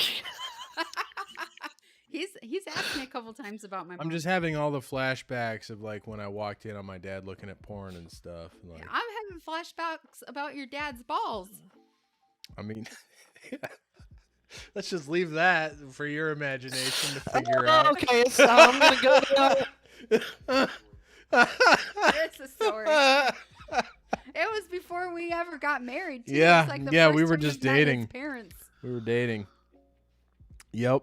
never sit on the floor when the parents are sitting in a chair. And Well, they're not my wearing parents robe. anyway. Yeah. Yeah, because they might not be wearing underwear. Won't be. Yeah, his parents won't. And then he and I were in bed together, and I was not wearing clothes, and his dad just comes marching on in and sits down in his robe that I know he's not wearing underwear now because he's already shown his balls to me. And he's just hanging out on the bed with us, and I'm just And then like, he starts crying. yeah. He starts crying about some shit. I don't know what. And I'm just like, oh my God, I'm naked under this comforter. This silk comforter that Gitch has on his bed. Yeah, because it's sold to me by an Iraqi. I mean, you can't argue with a guy that when you go in there and you like, no, that's too expensive, and go to walk out, and he's like, my brother, just for you, I $200 just for you. Nah, it's still too. My brother, my best friend, you're my only customer today. I give it to you for You bought it in Iraq? $160, and I was like, that's still too much for me. Yeah, How much do you buy it for? like $65 when everything We was all said and stuffed done. it in that thing. Yeah, I know. Yeah, it was like $65 for a comforter, sheets, pillowcase, and it was all silk. I was sliding And it- off that thing. And it had my name sewn into it. Really? Yeah, Where? like in it, in the blanket. My last name. Oh, okay. That thing was slippery. I mean, Yeah, I mean it was silk. Yeah. See, and that's what I thought to myself. I said to myself when the guy was like $65, I said, you know what? If my future wife has to see my dad's balls, this is going to be a comfortable blanket set to be in. So I'm like laying under this slippery silk comforter that was like possibly gonna slide off me. He just wants to be in your lap. And then come here, Sniffles, come here. And then so next to me is Gitch and his ballsack dad, and then on the other side of me is the creepy midget door. Oh yeah, the Chucky door. Yeah. Yeah, at that house I had a Chucky door under the staircase. So I didn't know what was worse. Like, Hey, I'm gonna get out of here. All right. Hey, thanks for coming around, 60 Hawk. Good to have you. Later. buy 60, or he's not 60 Hawk. Oh yeah, he's Devin Devin Bacon. Bacon. Devin Bacon. This is It's my Devin Bacon How could I now. charcuterie forget? friend. I'll Charcuterie change my friend. name like 6 more times this year. That's okay. All right, y'all. Good night. You too. Peace. Yeah. I was pretty scared something was gonna jump out of that door. I was terrified of that door the entire time I lived there. I was gonna go straight off the end of the bed and take the comforter with me and leave him naked. I mean, Your dad was naked under his robe too, so it's like you guys have seen each other. and we did the naked hot tub. Didn't wear your swimsuit in the hot tub because like the chlorine from the pool messed with the pH. Really? Yep. You guys with your mom? No, not together. Oh. No, it was like. That's, I mean, a fact.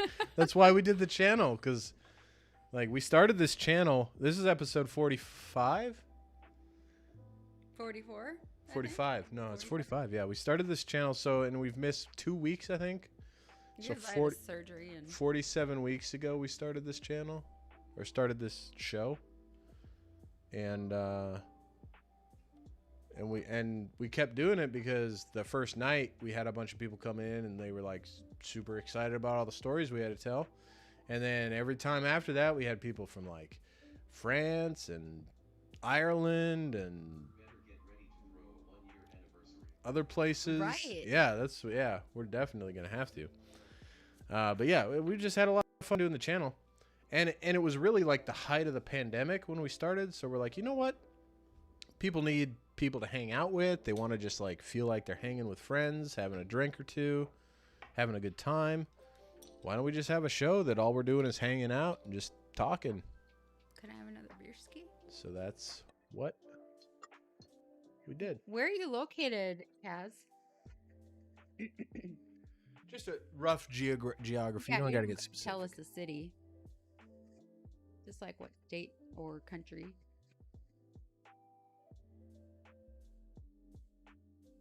I might have a story about it. Oh, okay. So I used to live in Evansville, Indiana.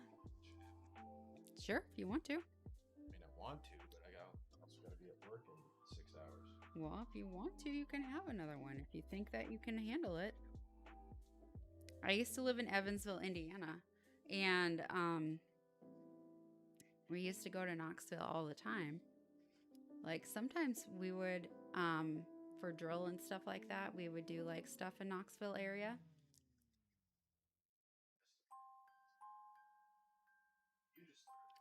I just started beer. You're starting coffees on me? Huh? When I would go to karaoke, there was a dude that would go to karaoke, and he was... No, there's a dog behind me. Oh, I knew like right away. I knew right away. He didn't know. He had no clue. He actually was dating other chicks. He has so many... It's not a real pool. Yeah, the dogs came out from the pool. So, he got back. It's Secret Sandals. Yeah. He came back from his deployment. He came on R&R and spent some time with me. That's when we met up. And then he went back to Iraq, and it was my birthday, like the next week. He sent me flowers.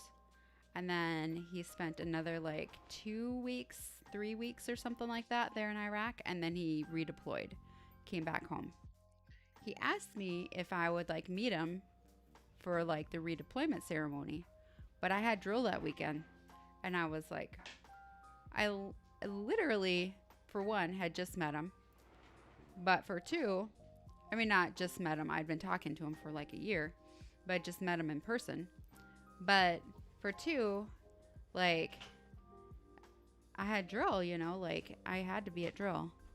And so, I don't know, like, he just kind of, I don't know, thought, like, I wasn't, like, serious about him or something. I don't know what he thought. And even though, like, I wasn't chasing him or anything like that, I'm not, like, a girl that's going to chase a guy or anything like that. Like, I continued to, like, text him and, like, call him once in a while. But, like, I kind of expected him to put some effort in, you know? And then I saw on Facebook that he was, like, tagging this chick. She puts a lot. I wasn't tagging anybody. She was liking everything. Well, she was liking everything that you guys were doing. No, that I was doing. She was at, like, LZ zone, like, skydiving where you were or whatever. You guys were at some skydive thing, and she was there with you.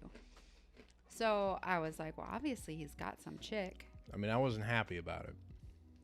So I was like, he's got some side chick. I mean, I'm not the only one he's like, apparently I'm the Minnesota girl. So I figured that out pretty quickly. But then, like, when he came home on leave next time, like, he wanted to meet up with me. So I was like, okay. Because I figured, like, I'm going to play it cool and, like, not put a lot of pressure on him and, you know, just be chill about everything and whatever. Like, not make a bunch of, like, ultimatums and stuff like that. Because we never, like, set in stone that we were, like, exclusive, even though I was being exclusive because I felt like that was, like, he was it for me. And I'm just an idiot, so. And so then he, like, went back to Georgia, and he was still, like, having all this, like, crazy girl crap, you know, like, people, like, liking all his crap, and he's going out and doing stuff, and girls, like, liking all his stuff and whatever. And I yelled at her about it. And a bunch of people, like, you had multiple girls that were, like, liking your pictures, and then one girl in particular was a crazy fanatic about it. There's no pictures of me with them. She was tagging herself and, like, everything. Yeah, but she wasn't actually there. Well, how am I supposed to know that when I'm out of That's why state? I yelled at her. Because you said something, and you were the one that I cared about. So he comes home on leave for Christmas, and I had a talk with him, and I was like, hey, I don't want to be in this situation where, like, I care about you, and I'm, like, your Minnesota girl or whatever because I have feelings for you, but I kind of noticed this chick tagging herself and all your, like, stuff, and it makes it seem like she's your girlfriend. So, like, if you have a girlfriend back in Georgia, like, you know, let me know so that way I can, like, just be like, okay, you got a chick, you know? And so I let him know that. And then that's when he realized. So, yeah, so she was a girl that I don't know, early in my infantry years. This was like a girl that he ghosted a couple times. Yeah, oh, I totally ghosted her. And she just kept coming back, like, out of the woodwork. He let her. Well, because I was freaking depressed. Anyway, I met her when I was a young private in the infantry, and she was way too much. She was like super clingy and like super just like, I don't know. She was just too, she had no personality of her own. She was one of those types that was just like, I'm just going to marry a soldier and then he's going to take care of me for the rest of my life. That kind of person. And that's not, I'm not about to take care of, well, I mean, You've taken care of me. I've taken care of you, but you're a different, like, you're worth it. She was not worth it. I mean, you were a banker when I met you. Yeah. You actually had aspirations. She had nothing. Yeah. And and so I was like, okay, well, this isn't gonna go anywhere. So I just ghosted her. And like, You're like deep throating the microphone. and she like left presents with my roommate to like give to me and stuff like that, and I just like throw them away and stuff like that. And then she disappeared for like 2 or 3 years, and then she just like resurfaced at a time when I was really depressed. I was like coming off of my second deployment and not feeling super great about myself and some of the things that I've done, and really lonely. And I was just like, you know what? Needed sex. I was like, you know what? Whatever. I'll go to Chili's and see what happens. Yeah. I was like, I'll see what happens. We'll go to Chili's and whatever. And it's like we'd had this thing before, so it was kind of familiar. And I was like, okay, I mean, whatever. But like, I went to her house where she lived with her mom still, and talked to her mom, and her mom was like, you're not going to hurt my daughter again, are you? And I was like, yes, ma'am, absolutely I am. And she's like, I think I kind of caught her off guard. And she was like, well, I would prefer if you didn't. And I was like, well, there's no other way around this. Like, I'm gonna disappear again. Like, that's just how this is gonna happen. Because I don't see myself in an extended relationship with your daughter. And so she was like, well, I appreciate your honesty, but I really don't like you. So that was, I was like, okay, I get that. I mean, you know, it is what it is. And so we had our little thing, and then I met Chrissy May, and I was like, well, Chrissy May is like a real person, so I should probably, yeah, I've always been, you can ask Gandalf, I've always been brutally blunt my whole life. And so He is. It's so not good sometimes. and thick, yeah. And so you know, that whole thing played out, and I was like, I had already ghosted her. That's a whole nother story. But I had already ghosted her, and she was still like liking stuff on Facebook, so I had to unghost her to be like, listen, like, I'm not in your life anymore. Figure your shit out, because I don't want, like, this is the girl I want to do stuff with. I don't want to be with you. Are you a stallion? I mean, I don't know. I go back and forth on whether I like myself or not. So, but What's the stallion mean? I don't know. Hung like a horse, I guess. I don't know. Yeah, I'd say so. But That's probably why she was like stuck on you. I don't know. Okay. Yeah. Yes. Yeah, do it. So yeah, I unghosted her to tell her that I was gonna ghost her again, and then I ghosted her again, and then I just focused on Chrissy May, and that was that. But Chrissy May met me at probably the absolute worst time to meet me at, because I had literally, like, the day before she emailed me on the online dating website, I had just decided that I was going to be just like every other asshole guy that I worked with, who, like, they just, like, hooked up with girls, and I'd never done that in my life. And I still haven't, because I met her and I just like, well, that's a stupid idea. I'm not going to do that anymore.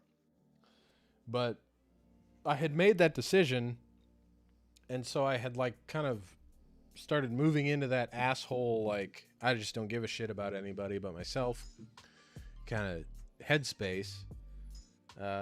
So I'm super lucky that she put up with me. Yeah.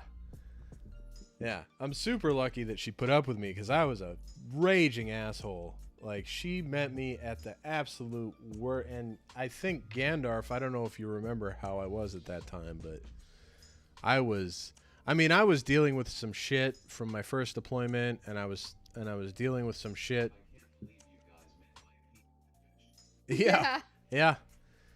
But I was dealing with a lot of shit from my first deployment still that I hadn't really worked through, and I was dealing with some shit from my second deployment, and just like the mindset you have to be in to train in the infantry. So I was going from having parents that were hippies to like literally being a trained killer. So I was dealing with a lot of mental shit at the time, and I am incredibly blessed that she stuck with me, even though I was a utter asshole the whole time we were dating, and the first year of our marriage, really. Yeah, you were. Like I'm The first year of our marriage, super blessed. he acted like he was single. Yeah, like I went to like a training exercise. It's a month-long training exercise, but there's only like 12 days that you're actually away from your phone. And I think I only called her like twice. And one of the times was because You didn't call me any. no, I did, because You called me at the beginning. one of my soldiers had called his wife, and then his wife had talked to her, and then she texted me like, hey, why is this guy calling his wife and you're not calling me? Like, did you forget you're married? And I was like, well, shit. Yeah, that was yeah, when you guys were did. in the box. Yeah, we were playing spades. And I was like, well, yeah, I kind of did forget I was married. Sorry. And like my whole first year of marriage, for one, I was deployed for most of it, and then for two, I was like just trying to figure shit out, because I didn't know how to care about somebody else. I didn't know how to care about myself. Sometimes less he somebody would like else. get off work and then he would go somewhere, but he wouldn't tell me he was going somewhere.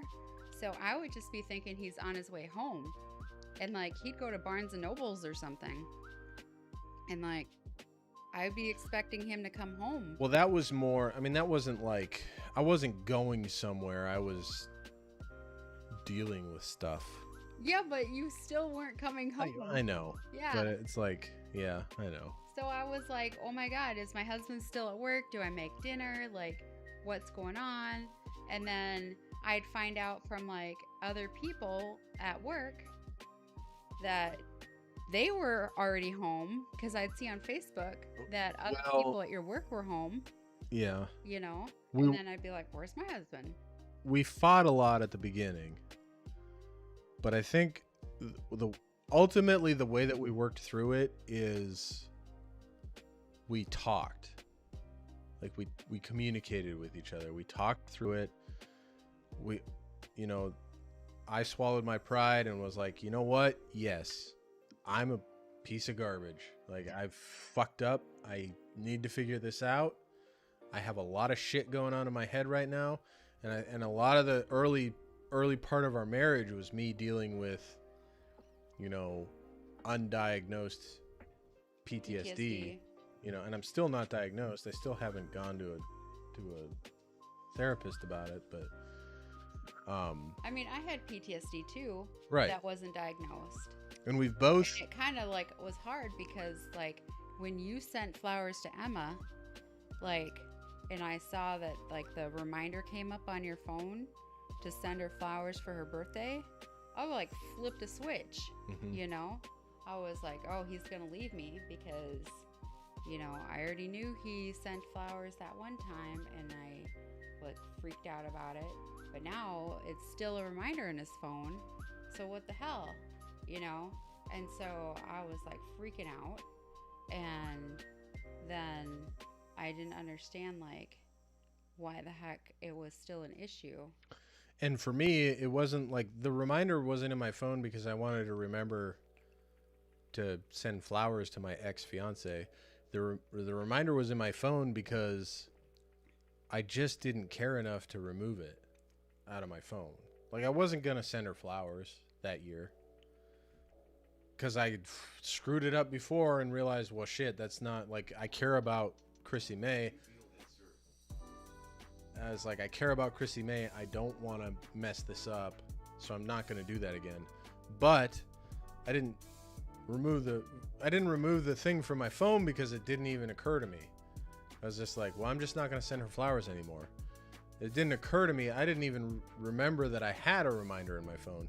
And the thing honestly, the thing that I'm super surprised that we made it through was, like, we had that fight and then I left and went to walk the dog. Oh, when she and reached I still don't know how, because I think even back then for Facebook, you had to accept a friend request for them to be like a friend on Facebook. I never accepted a friend request, and I never sent a friend request. So he got a message from his ex-fiance on Facebook, and I saw it pop up on our office computer because I was inside the office like cleaning litter boxes or something, and I heard the bing, and so I looked at the computer. And it was like the first year of our marriage. This is the first like 6 months of our marriage. No, like, it was right early. after you came back from deployment. It was the first 6 months Well, of you being first 6 months of me being home. Yeah. And so I had already dealt with, like, in our engagement, he had sent her flowers, and so I'd already blown up at him about that and told him that's not acceptable. Get all her shit out of your email, get like all her pictures out, like everything out of your computer. I don't want any of it associated with you. You need to cut ties. And so then I see her message him on Facebook, and I was like, what the hell?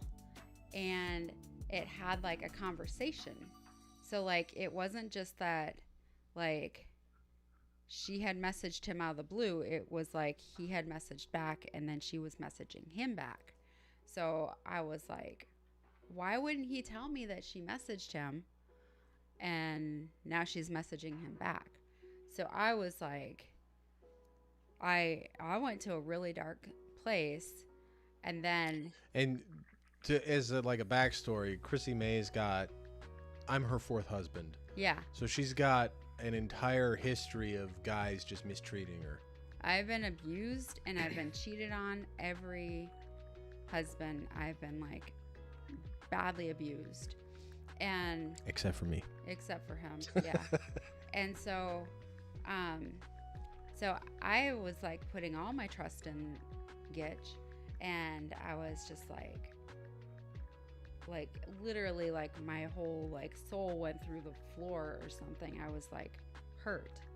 And then he like got super defensive and started fighting back at me like as if it was my fault somehow. And I was like, what? I'm not the one. I mean, I adopted it was the whole like, well, you can't tell me who my friends can and can't be kind of like attitude. But then I thought about it because I took the dog on a walk, and I was like... Yeah, he left the house.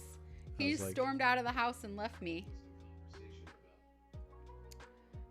It was about, like, she was having an argument with her, like, I don't know if it was her husband or her fiance or something like that, but she was going to... Her boyfriend. She was going to him for advice.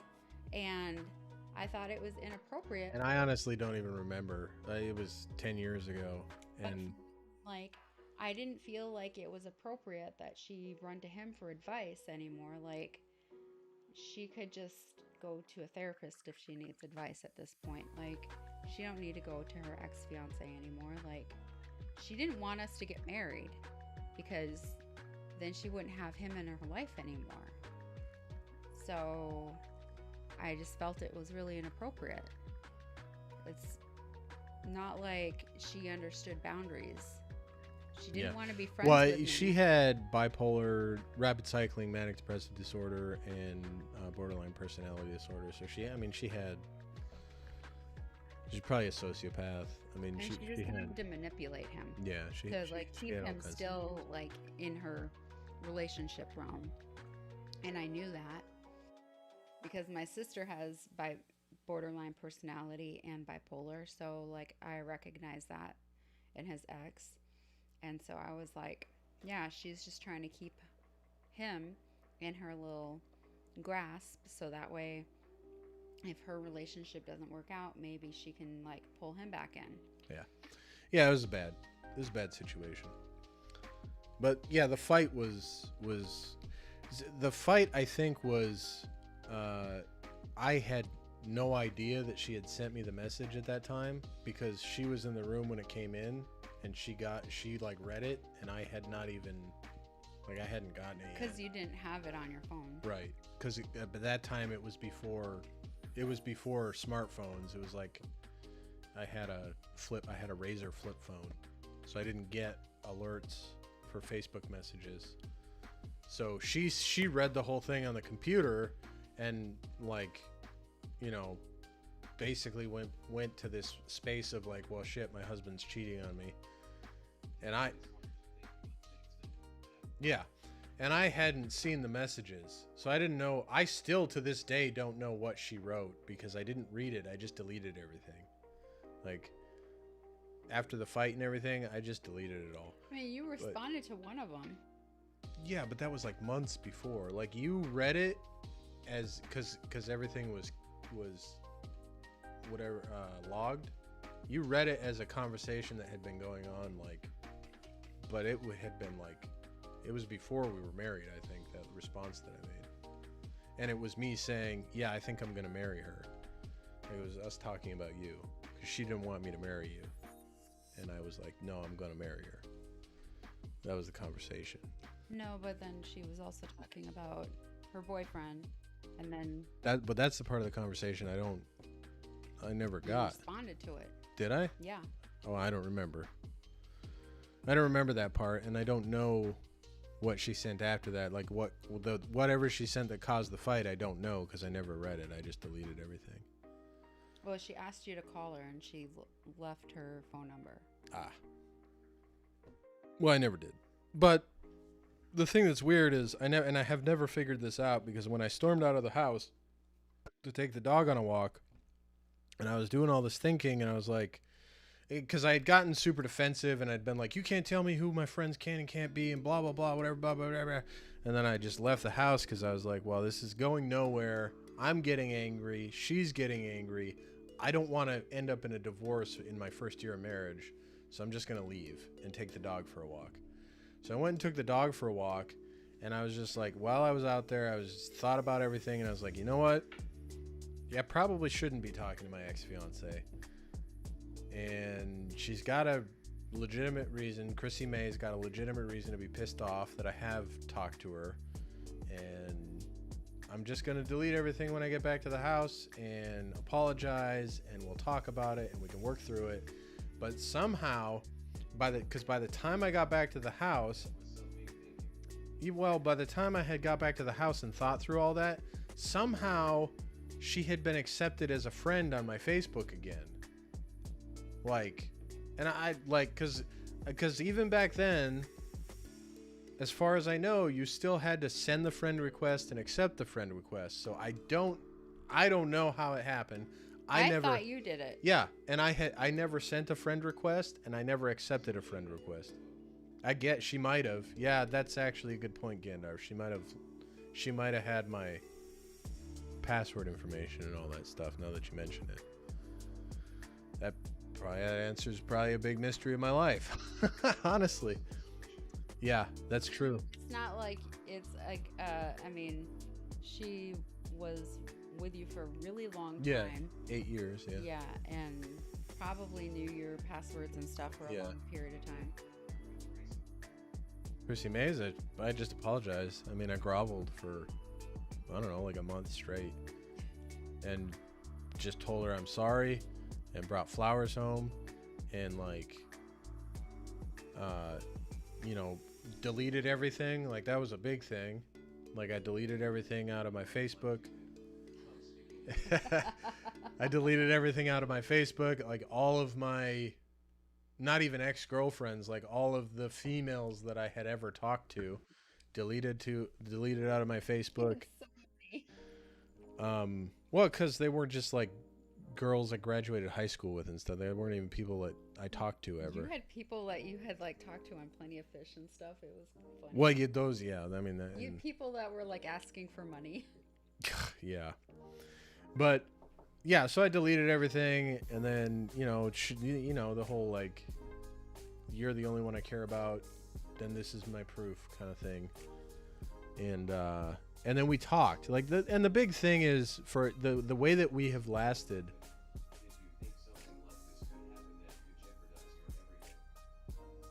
I mean, I knew that.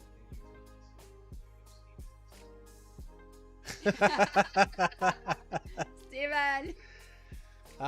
Yeah, I mean, I had known that any little thing can come along and ruin your life because it had happened, you know, because the girl that had caused all this strife in our relationship had been fucking up my life for years.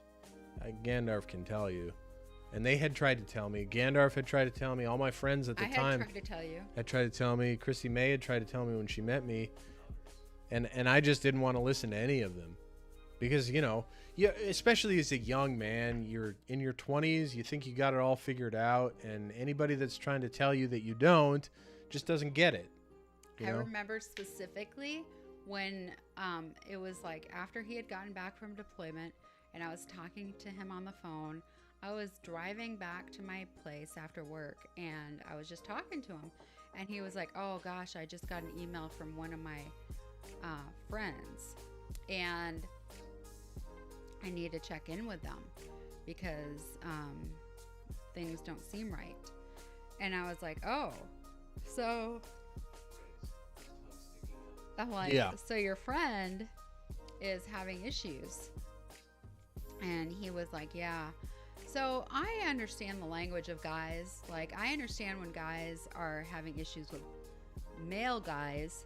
They say, like, my guys or my buddies or, you know, they say things differently. But when they mean... Well, and we say him. Yeah. I gotta call him because blah, blah, blah, Yeah. whatever. But Instead when of, they're well, I trying- better call them. Yeah, but when they're trying to protect that it's a girl, they go out of their way to say that it's a she for one thing. And then they call him friend. So I'm not stupid about all this. You know, I have been around the world quite a few years. And so I knew that he was talking about a female and I called him out on it. I'm like, so this is a girl. And he was like, yeah. And I'm like, and obviously she's pretty close to you, like probably like an ex-girlfriend or something or what? And he's like, yeah, ex-fiance. I'm like, oh, okay. Well, you don't think that maybe she's like keeping you in some sort of like relationship on the side still, like using you, like she's, you know? And he said right away, he was very defensive. He goes, well, she's got a boyfriend already though. She's in a relationship. She's got a boyfriend. I'm like, so why isn't she talking to her boyfriend about these things? And he's like, well, because, you know, she can't really talk to him about these types of things. I'm like, oh, so she's using you as like the backup boyfriend so that way she can keep you in the quasi relationship that you guys used to be in, and she's keeping you on the hook. Doesn't seem fair to you. Yeah, and I mean, I was in, you know,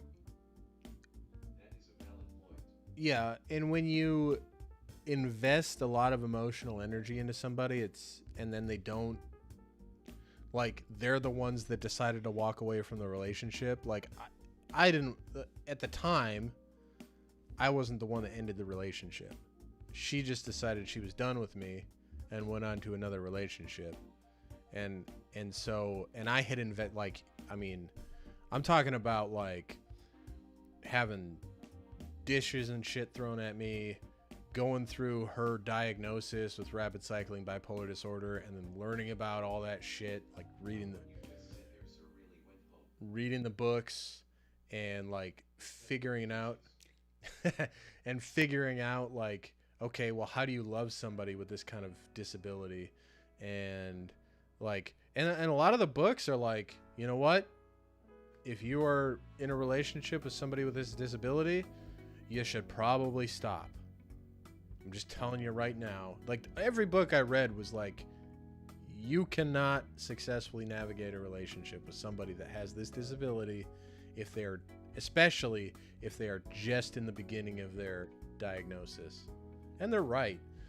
But as a young man in my 20s who had it all figured out, you don't ever want to take the advice of anybody else. And so I read the books to like try and figure out the disease. You invest all this emotional energy, and you go through shit like she's locked herself in the bathroom, and she's like threatening to kill herself, and you got to call the police to get him to kick the door down, because if you kick the door down, it's your safety deposit, because you're in a rental, and like all this shit. And so, and like, you're meeting the cops at the door, and they're trying to get information from you, and you're like, hey, can we like do this upstairs, because she's literally trying to kill herself right now. And like, there's a bunch of emotional like baggage emotional energy that you invest into this relationship, and then it's just done because she decides it's done. And you gotta, you can't control what somebody else thinks or feels, but you've invested all this emotional energy, and you feel like, well, maybe I can change how they think or feel, and so you have that like that little hope, and they like they see that, and they're just like, okay, I can exploit that. And that's part of the that's part of the borderline personality, that's part of the bipolar. And then you meet somebody that actually cares about you and recognizes that that's what's going on, because they have their own stuff that they've dealt with that kind of stuff. Let's get back to something sweet. Yeah, when was that? Again, I'm a terrible human being. What? Really? But it was, well, so the moment that I knew that I was going to propose to her was the first night we met. Really? Yes. But I did not allow myself, because I had been so damaged from what we already just talked about. I didn't trust myself, really, is what it came down to. So I was just like, you know what? I don't trust this. I told him I loved him the first night we met, and then I wanted to take it back. It was funny because I let slip, but I really did feel it. I had been talking to him for so long, and I honestly felt that I loved him. And I was like, oh, this is ridiculous. There's no way this could be possible.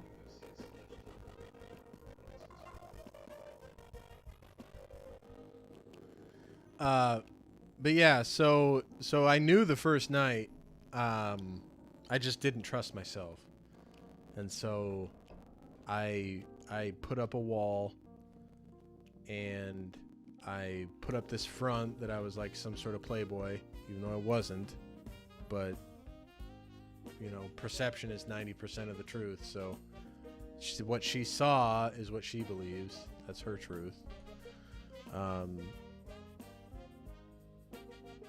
Which is probably the biggest mistake I've ever made in my life, honestly. It's like, if I have one big regret, it's being a dipshit at the beginning of our relationship. But yeah, I knew that first night, and then it took me until, so that was what? That was... All right, man. But that was in like what? That was August. It took me until New Year's Day. January 21st. It took me until 20 days after New Year's Day to really solidify. And what it was is I got absolutely shit-faced drunk. So I was couch surfing at the time. This is the caliber of person I was at the time. I was essentially stealing money from the army because they were giving me money to live in an apartment as a specialist, which they don't normally do. And then I was couch surfing various people's houses. And one of my buddies, his wife wasn't moving into the neighborhood for a couple months, and so I just like basically took up shop in his office, like got a inflatable mattress and just lived there until his wife kicked me out, literally. And I got super shitty drunk one night, and his mom, this guy's house that I was staying at, his mom was there and like doing the mom thing and just was like talking to me. And it was just like talking to me, and like I was like trying to put on this big front about how I was gonna be like an asshole that just dated all these women and blah blah blah whatever. And she's like, "Is that really how you want to be?" And I was like, "Yeah, I think I could do it." And she's like, "Really? I mean, because you've been talking about this girl all night, and like, are you sure you really want to just like playboy it up? Because you really seem to be attached to this girl." And I was like, "You think so?" I was like, "Really? I've been talking about her all night." And she's like, "Yeah, you've been talking about her like since I got here. And you've really been like, you really are interested in her. I can tell." And I was like, "You think I should call her?" And she's like, "Have you not called her?" And I was like, "I mean, not really." And she's like, "Yeah, you should call her. If you really care about her, you should call her." And I was like, "I think I might care about her." She's like, "I know you care about her. Call her." And I was like, "Okay." So I called her, super shitty drunk, and I was like, hey Christy, man, I've been thinking, and I think we should be exclusive together." And she's like, "You fucking idiot, I thought we already were." She's like, "I thought we already were exclusive." And I was like, "You did?" She's like, "Yeah, haven't you been exclusive this whole time?"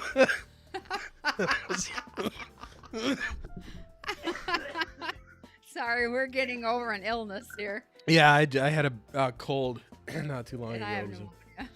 So, but yeah, so I was like, well, I'm exclusive now. So that was, yeah. But I knew the first night that we met that she was the one. It just took me almost half a year to really admit it to myself, and getting super drunk and talking to my friend's mom. I never knew that. Yeah. That was why I made that call. That's why I called you that night, because she convinced me to. That's funny. I didn't know that. Yeah, I figured it was because you were just really drunk, and that kid was like poking your eyeballs or something. Well, no, that was a different. Oh. That was a different kid.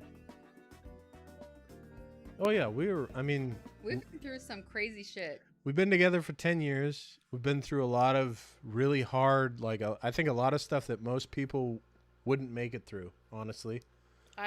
So his was it the first deployment? Second deployment? I don't. One of the. Well, it was my second. Well, it was my third deployment. One of the deployments he had, I had a sinus infection that went to my brain. I almost died. So that was crazy on him. Like, That was our first deployment as a married couple, but it was so my that third was, like, deployment. really crazy. And then we moved to Alabama. I was in nursing school, and I got diagnosed with colon cancer. And I was going to flight school. He was in flight school to be a helicopter pilot. Being a helicopter pilot is stressful enough. Like, a lot of couples don't make it through that school. A lot of people get divorced because the guy is like all focused on just becoming a pilot, and they're just in. It's hard to. It's the work-life balance is really hard at flight school. Yeah, but he was just focused on like helping me through my treatment. He was not even sure if he was gonna become a pilot, and in the end, I was distinguished honor grad. He was. And I was all right. it's But so crazy. He was number one. So that was crazy. We were like so shocked. And then I have dealt with various surgeries since having cancer, because the kind of cancer I have is a genetic cancer, and so it can pop up whenever it wants to and cause disaster when it feels like it wants to. And so it's always like a craziness in our life, it feels like. And it causes other, like, you know, immunodeficiency things, and there's just all kinds of stuff that comes up from it. But I mean, I don't let it like hold me down or anything like that, because I mean, I'm basically a bionic woman by now. I have like barely any organs left, and like they just start making new organs out of my small intestine tissue at this point. So like I'm not worried. As long as I have small intestine left, they're gonna make new organs out of that shit. So it's cool. And But I will tell you the secret to making a marriage last, and this is if you want to make your relationships last, clean literal shit of your significant other off the wall of the bathroom. oh, I feel so bad for him. And then Wipe her and this butt. is the trick, and then look her in the eye. Look her in the eye and tell her you love her. I feel so bad for this guy. He just wiped my butt when I have been like really obese. Like, I'm not telling you like how obese I was, but I was like wide load. You were always beautiful. And Oh yeah. You have to. I mean, the steroids I was on and meds I was on in cancer and the foods I was eating just to like, they were telling me to eat. I was just like, whoa. And I Yeah, it was was getting bigger really every bizarre. time I stepped on the scale, and this guy was like, honey, I love you. You're beautiful. Like, I was like, you're lying to me. There's no way. I'm looking in the mirror. He didn't, apparently. I don't know. There's got to be something wrong with his eyes. I mean, look, he's wearing glasses. I wasn't at the time. He wasn't at the time. Yeah, he needed to be. I got poked in the eye with that piece of grass. He got poked in the eye with a blade of grass, and his eyesight's been bad ever since. But yeah, so I mean, the poor guy. He used to get so mad at me because before I got poked in the eye with the grass, I had like 1520 and 1320. Yeah. So like I could see. Superman vision. I could see like forever away. And we were sitting at a restaurant one time, and I was looking at a street sign that was probably half a mile away, maybe further. And I was like, I think my eyesight's going bad. I can't read that sign. And she looked, and she's like, the street sign? And I was like, yeah, I can't read it. And she's like, you're not supposed to be able to read that. That's like 6 blocks away. What do you... Shut up. Like, I wear glasses. Literally, I wear glasses. I don't wear them right now because they slide off my nose. And I totaled my truck wearing them. But I need to get new glasses, ones that stay up on my face. Yeah, 6 miles away. Yeah. And so, yeah, and he like complains about the tiniest bit of vision loss, and my vision is so much worse than his, and I'm just driving without this glasses, you know. I'm just like, hello, like, if you know where you're kind of driving, you're gonna be fine. Like, you don't need to see the sign until it's up on you. You can slow down. Like, that's what I do all the time.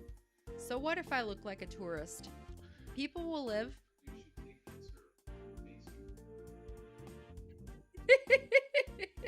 Take what? So then, yeah, the poor guy has wiped my butt with poop on it in the hospital. Like, What else would I wipe it? it's horrible. Strawberry jam? Maybe. I mean, yeah, he's wiped my butt. It's horrible. I mean, multiple times he had to wipe my butt in the hospital. I mean, in And- sickness and in health. And then Made a promise. when my ostomy bag blew up all over the walls in our bathroom, and I was like, I was sitting there. She's like, I'm gonna go to the bathroom and take care of my ostomy bag. I was like, okay, and I was watching TV, and then like 2 minutes later, Gitch, I need you. I was like, walk into the bathroom and there's just shit all over. Everywhere. All over It's me. just like, The walls, all over the toilet. Like, she's it was like, everywhere. and she's like about to cry, and I'm like, it's okay. Let's get your. To get into the I was like, let's get shower. you in the bathtub first, and then I'll take care of this, and then we'll get your bag figured out, and it'll be okay. And then, like, I don't know. Yeah. Yeah.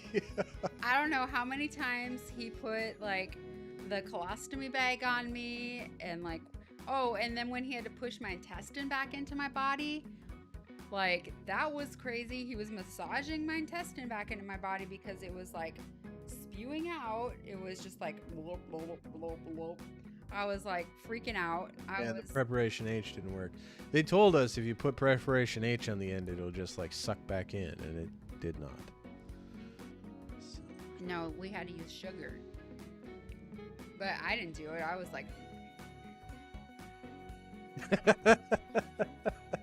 and then, like, I mean, every single freaking surgery I've been in the hospital with, like, crazy, you know, abdominal... I'm going to start on the shit. coffee. Do you want a latte, or I'll have a flat white. are you going to make it difficult on me? Yeah, I'm gonna have it difficult.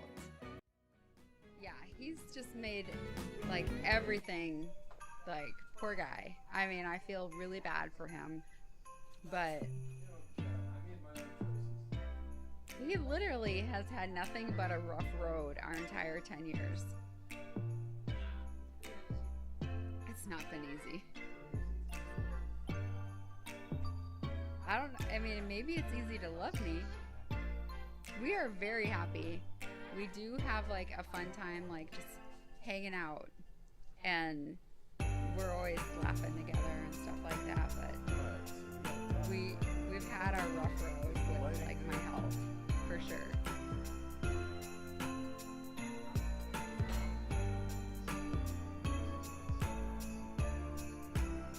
Oh, thank you. Music needs to go down, bitch.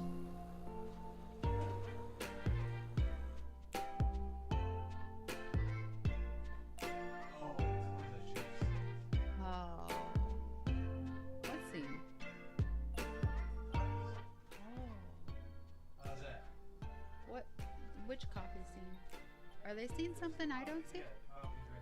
Oh, okay.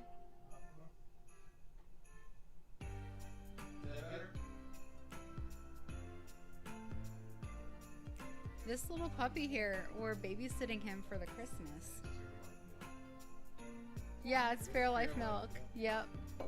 I'm, since I lost my colon, I've been lactose intolerant.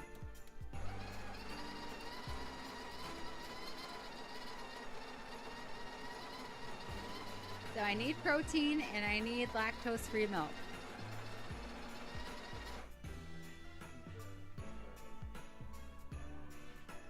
I don't know if it is. We have the life. How's the coffee machine?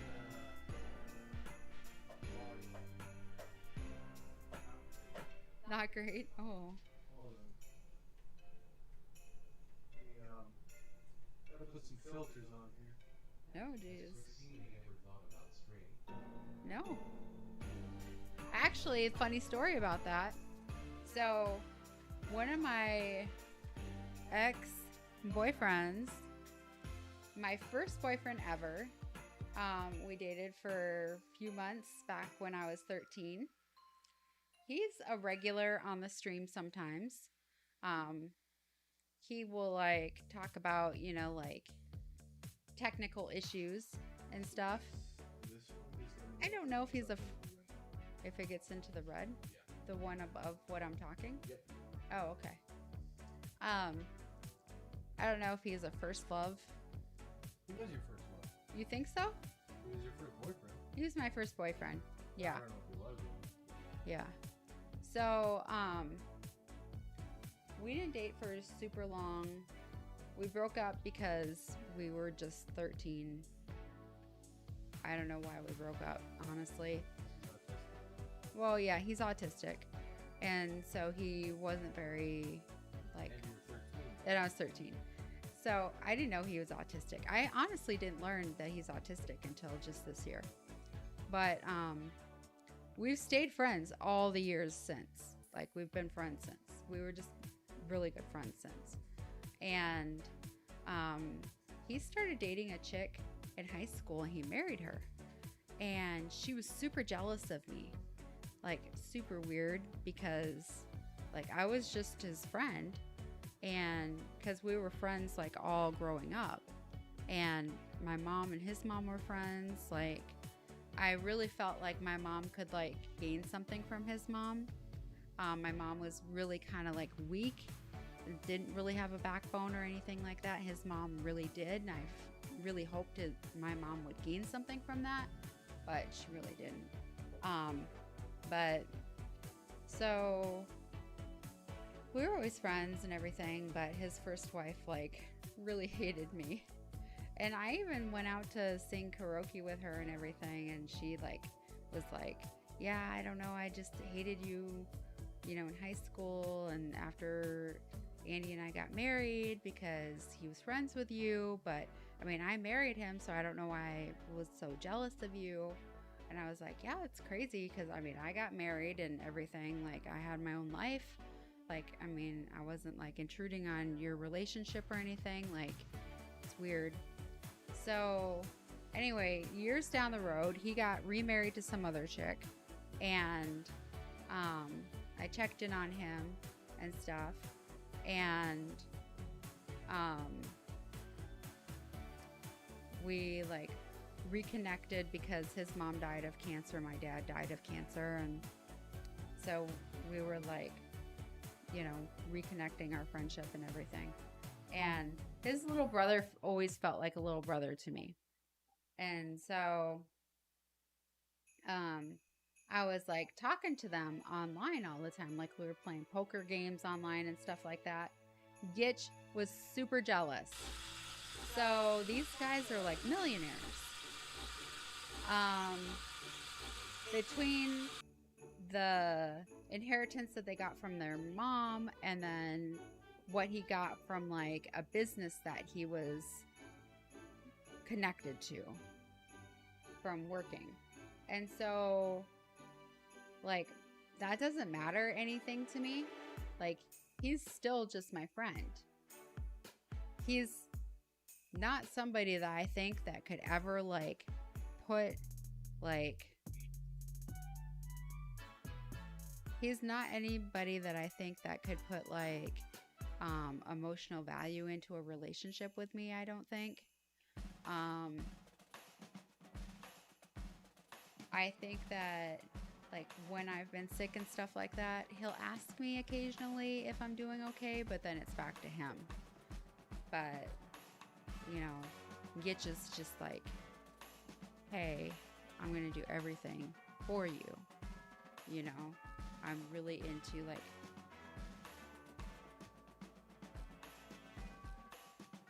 yeah.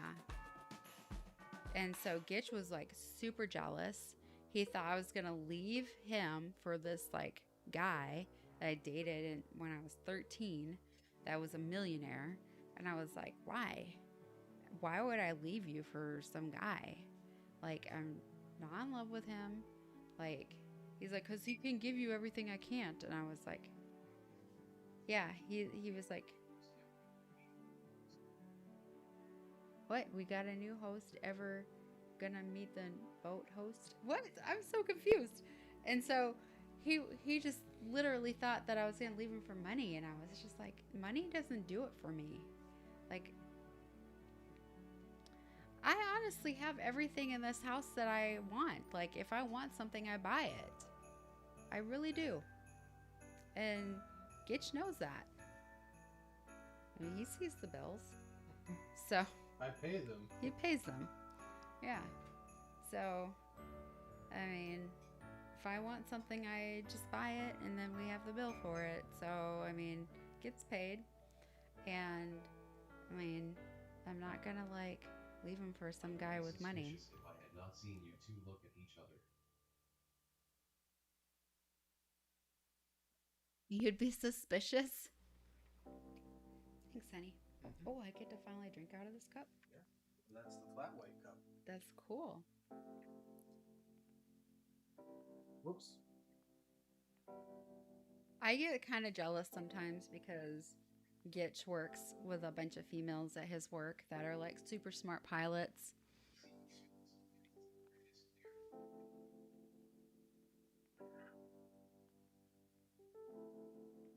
The females that I work with are not smart. They're not smart. I mean, they know how to fly freaking helicopters. Any monkey can fly a helicopter.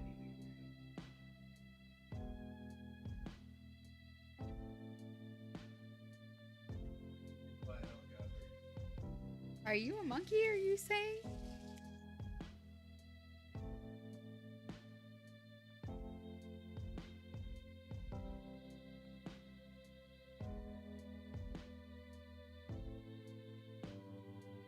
Yeah, he's for me. It's pretty cool.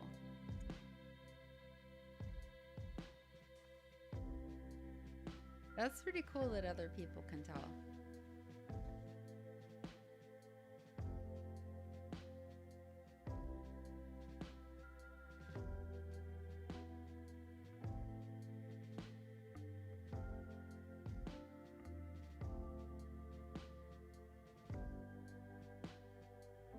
I spend like all the time trying to like work on myself so that way I can be good enough for him. You know, after having cancer, it made me feel like I wasn't going to be good enough again.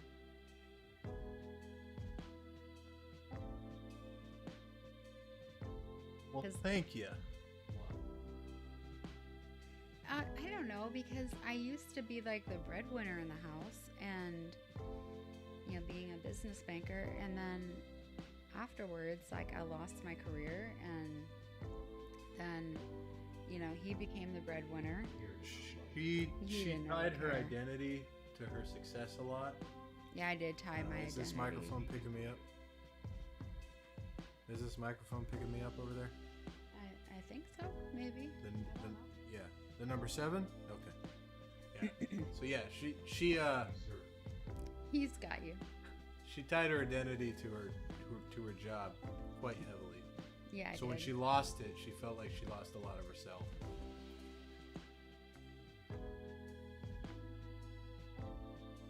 And it's like not like she was fired. It was literally taken. Her health took it from her. So Yeah, but I mean, when he met me, I was a banker, you know, and I was somebody. I did cool things. Like I mean, I helped businesses save money. I wasn't like a con artist banker. Like I did things to help people, like, you know, save money on insurances. I, you know, helped them like save money on their like real estate loans, and you know, I tried to help people, and so yeah.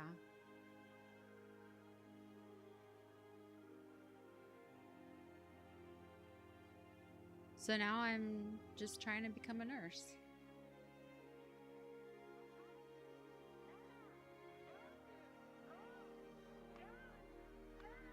And I don't even know if I'll ever even be able to work as a nurse. You know, I might get my like nursing license and then just be like, dang, what am I going to do with this? You know, but you and your accounting degree. I mean, you have so many things that you can do when you get done with the army.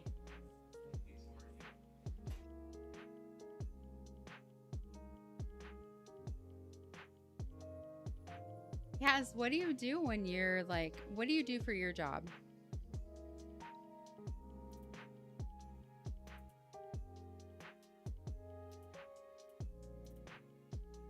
I don't feel like I relate to you. I feel like you get us.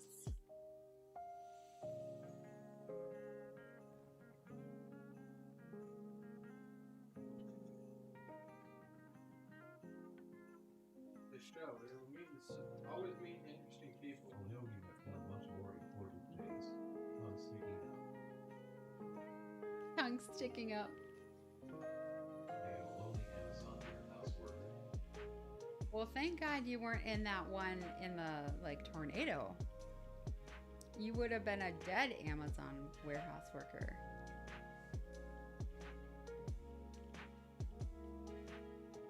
Do you live in Washington?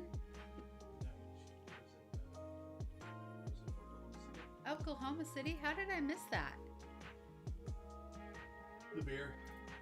The beer? That'd be kind of cool. Like, if we live. Asking employees to chip in for relief. Tongue sticking out. Are they really? No, I am around Knoxville. Or Knoxville. Yeah, Knoxville. Oh, yeah. So that's crazy. I mean, Amazon has so much money and they're asking for employees to chip in. That's ridiculous.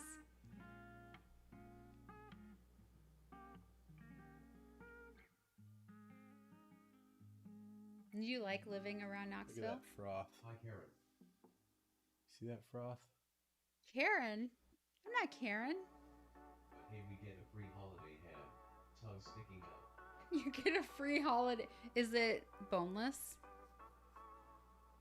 I mean, hopefully it's a spiral boneless ham. Amazon fucking updated. Especially after the tornado bullshit. Right? Nick, where are you at? From Hi Karen. I don't know because it won't eat it and feel bad about wasting meat. You need to make some split pea soup. I have ham in our fridge, I think, or freezer. I think it's been there for a couple months. I don't think it's in our fridge. We had. Oh, okay. I do like a bowl of split pea soup. If I could send you my ham, I would. You would. That sounds Hey, send it to Amazon. fun.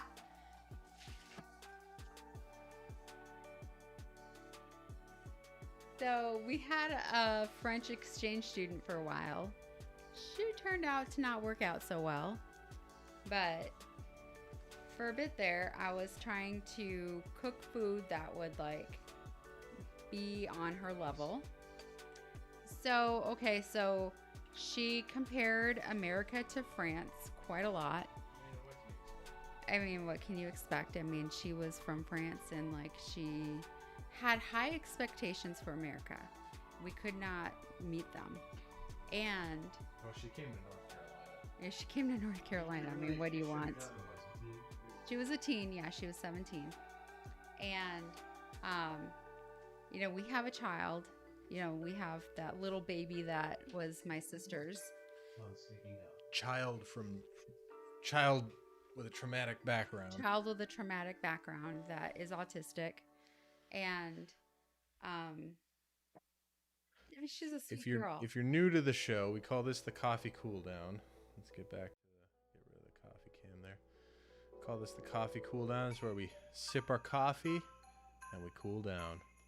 I mean, I'm still drinking my beer too. Okay, well. I'm doing both. I'm doing two handsies. I gotta be at work in 4 hours. Okay.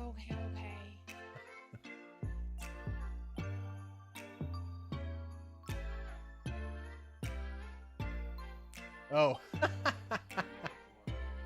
Yeah, I do. I have He's got operations cell duty. It's only a 12-hour shift, and I don't. No, you got a couch. Nope. What were you telling me you were laying on? I was on a no post game streaming or no post stream gaming He's gonna be tonight. smuggling this little dog. I was on a office chair, Oh, and you were dreaming about things? and I was dreaming about being on the couch at home. I was very confused when I came to, and I was in an office. But we are gonna stream tomorrow night, Gandalf, and he's gonna yuck it up. Am I? Yeah. We're gonna have to get more beer. We only have 2 left. We have a lot of wine. We have. It's true. We do have a more, ton of We have wine. more beer. We We have could do our 2 bottles of wine. Blitzers. We have all kinds of shit. We have like vodka, gin, like all kinds of whatever. We could do the. Well, I'll put that out there in the universe. What?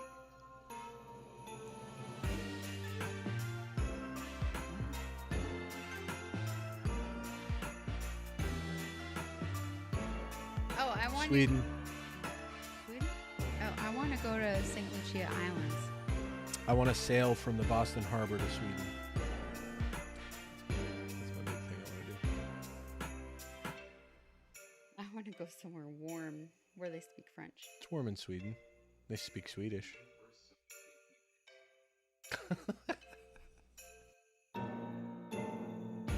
I mean, it's okay to go to Sweden, I guess. Like, it's so cold there, though. It's not cold there. They just want you to think it's cold there. My parents went there. They didn't Yeah? take me. Yeah. Of course, they didn't take you. They took me to Germany when they went there on a business trip. But they didn't take me to Sweden. I would have much rather gone to Sweden. That's right. You better. I mean, that's the way we do it anyway. You're always cold. I am always cold, yeah. I literally lay on the couch while I do my classes in the day, and I have like a wool blanket snuggled on me, plus his blanket. Chilly. And some dogs. And cats. And cats, yeah. I have a cat that lays on my shoulder. Here he comes. Here he comes. Heard you talking about him. He's like, that's me. That's me. Here it comes. Sniffles. It's okay. So this this dog that we're babysitting, Odie, he's a golden retriever. He's never seen cats until our house.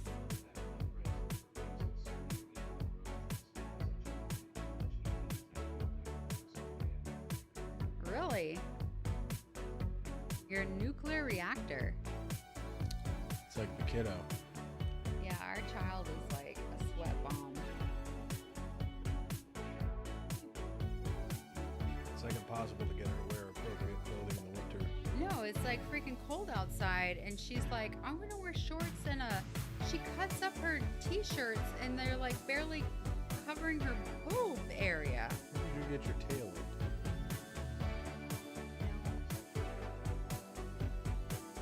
So this is our little golden retriever we're babysitting. His name's Odie.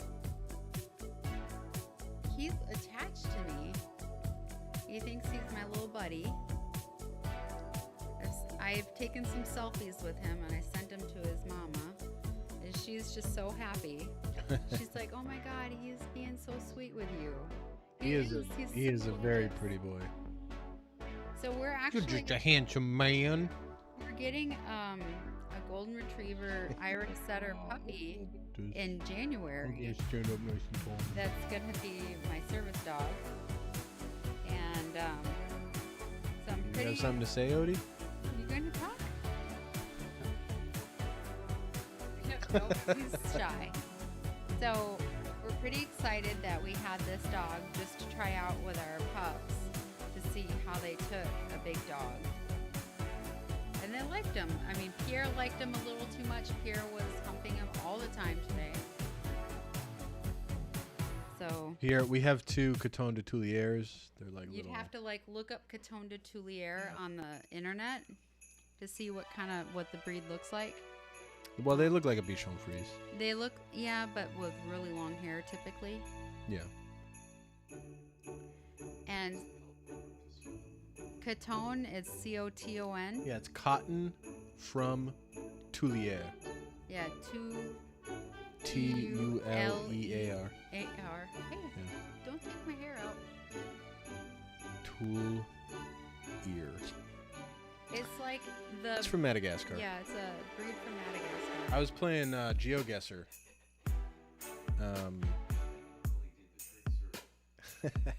I was playing GeoGuessr, and I saw a bunch of signs that said Tulier, and I was like, "Hey, I know Tulier. That's Madagascar."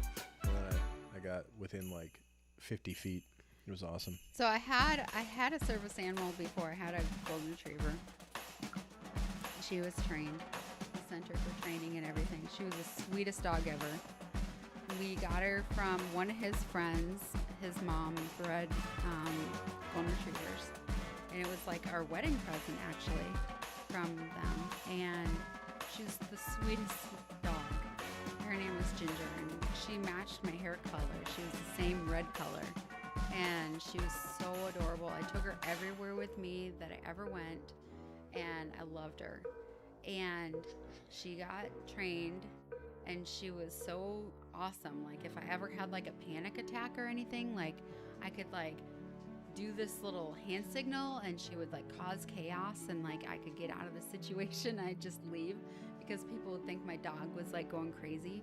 And she would go and like get my migraine meds for me, and she would let me know when I was having a migraine, or she would like paw at me if I was having a flashback for PTSD, and like it was crazy. She was awesome. But she had cancer, and she died when she was 6, so she was pretty young to die. And so I knew pretty right away that I wasn't going to be able to like And live. I was gone. I was in Afghanistan. Yeah, he was in Afghanistan. And so I knew pretty right away that I wasn't going to be able to live without another dog. Like I was sleeping through like not feeding the cats, and like it was horrible. And so I was like, we need another dog. And so he started researching other dogs, like ones that could be a good therapy animal. I Googled, literally what I Googled was best small breed therapy dog. And Coton de Tulier is what came up. And I didn't even look at how expensive they would be. I just said, hey, find somebody that sells these dogs and get one of them. So I did. And then we had a maxed out $2,000 credit card. So we got this Pierre down from California. I drove all the way down there with this crazy military wife. She was like insane. So it was kind of a crazy trip. Not for the best of my mental health, but I made it. And got this little puppy, Pierre. He slept the whole ride back on my lap. He never peed or anything. I stopped so many times hoping he'd go to the bathroom. He never would.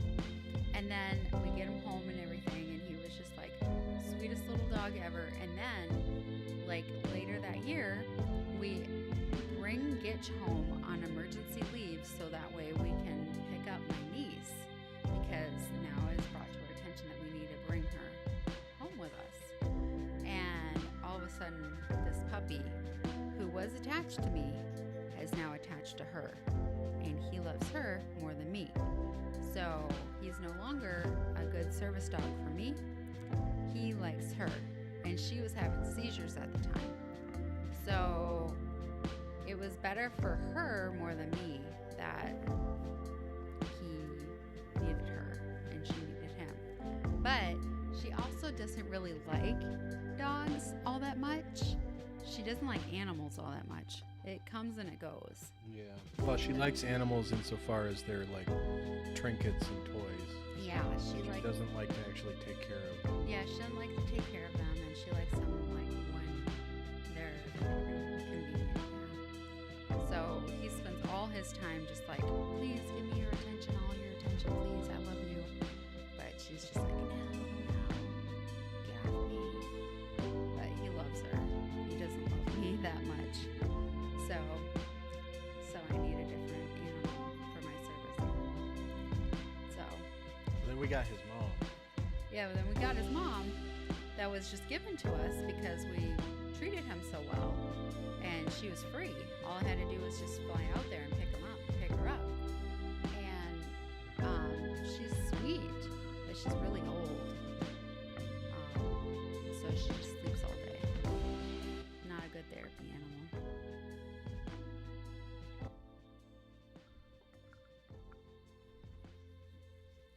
Well, yeah, she's old, and she was the She's breeding. clean. I mean, would they get like 7 litters out of her or 8 litters? Like 5. Oh, I think. okay. Yeah. But that's a lot. Like normally you get 4. She got 5. But so so now I'm getting my little Golden retriever. golden retriever in end of January. I'll be gone. You'll be gone. Yep. Me and Gitchegumi. Yeah, Chrissy. Yeah. Get you, Chrissy. Chrissy Gumi, yeah, I'm going to miss out on her first plane flight. Go on for hours, but I am nearly at the point I demand you go lay down and cuddle and enjoy some alone time. Well, I got to finish this coffee, but we will. We will do that. Well, I'm gonna finish my coffee too. Yeah. How much you got? More than you, probably. Oh. You, because you had a flat white. I had a latte. What are you so excited about? Your little wiggle butt. But we really appreciate everybody coming in, having a good time with us tonight. It's been a lot of fun. If you want to come meet us up next Friday, definitely do. Yeah, we do this every Friday. We try to start around And 9:30 we're going to do it tomorrow. Eastern time. We'll probably do another shenanigan tomorrow, a little bonus stream. But normal schedule is Friday evenings, 9:30 Eastern is when we try to start. I'm also always trying to do new stuff with the stream, so sometimes we get started a little late. But it's always a learning experience. It's a lot of fun. Has technical difficulties. Pretty much every show we have technical. In fact, this is the least technical difficulty show we've had. Friday, Sam are my usual days, so I hope to see you guys again. Awesome. Awesome. We You hope to just see you subscribe too. to us. Heck yeah. Subscribe, follow. Let's see, you're on Twitch. Go ahead and hit the follow Yeah, button so you know when we go Twitch is live. cool. Let's see here. I'm going to find him. Where am I at? I'm on Twitch right now. Yeah. Over here. You just click on his name. Oh, okay. Gotcha. Yeah, follow on Twitch. Subscribe on YouTube. Yeah, he's just a little pal. Yeah, he's just laying there like a sleeper. Yep. He's just a happy little dude. We have 4 other cats. Sometimes they make appearances as well. I'm surprised the kittens haven't been playing with the green screen. Usually they get all crazy with it.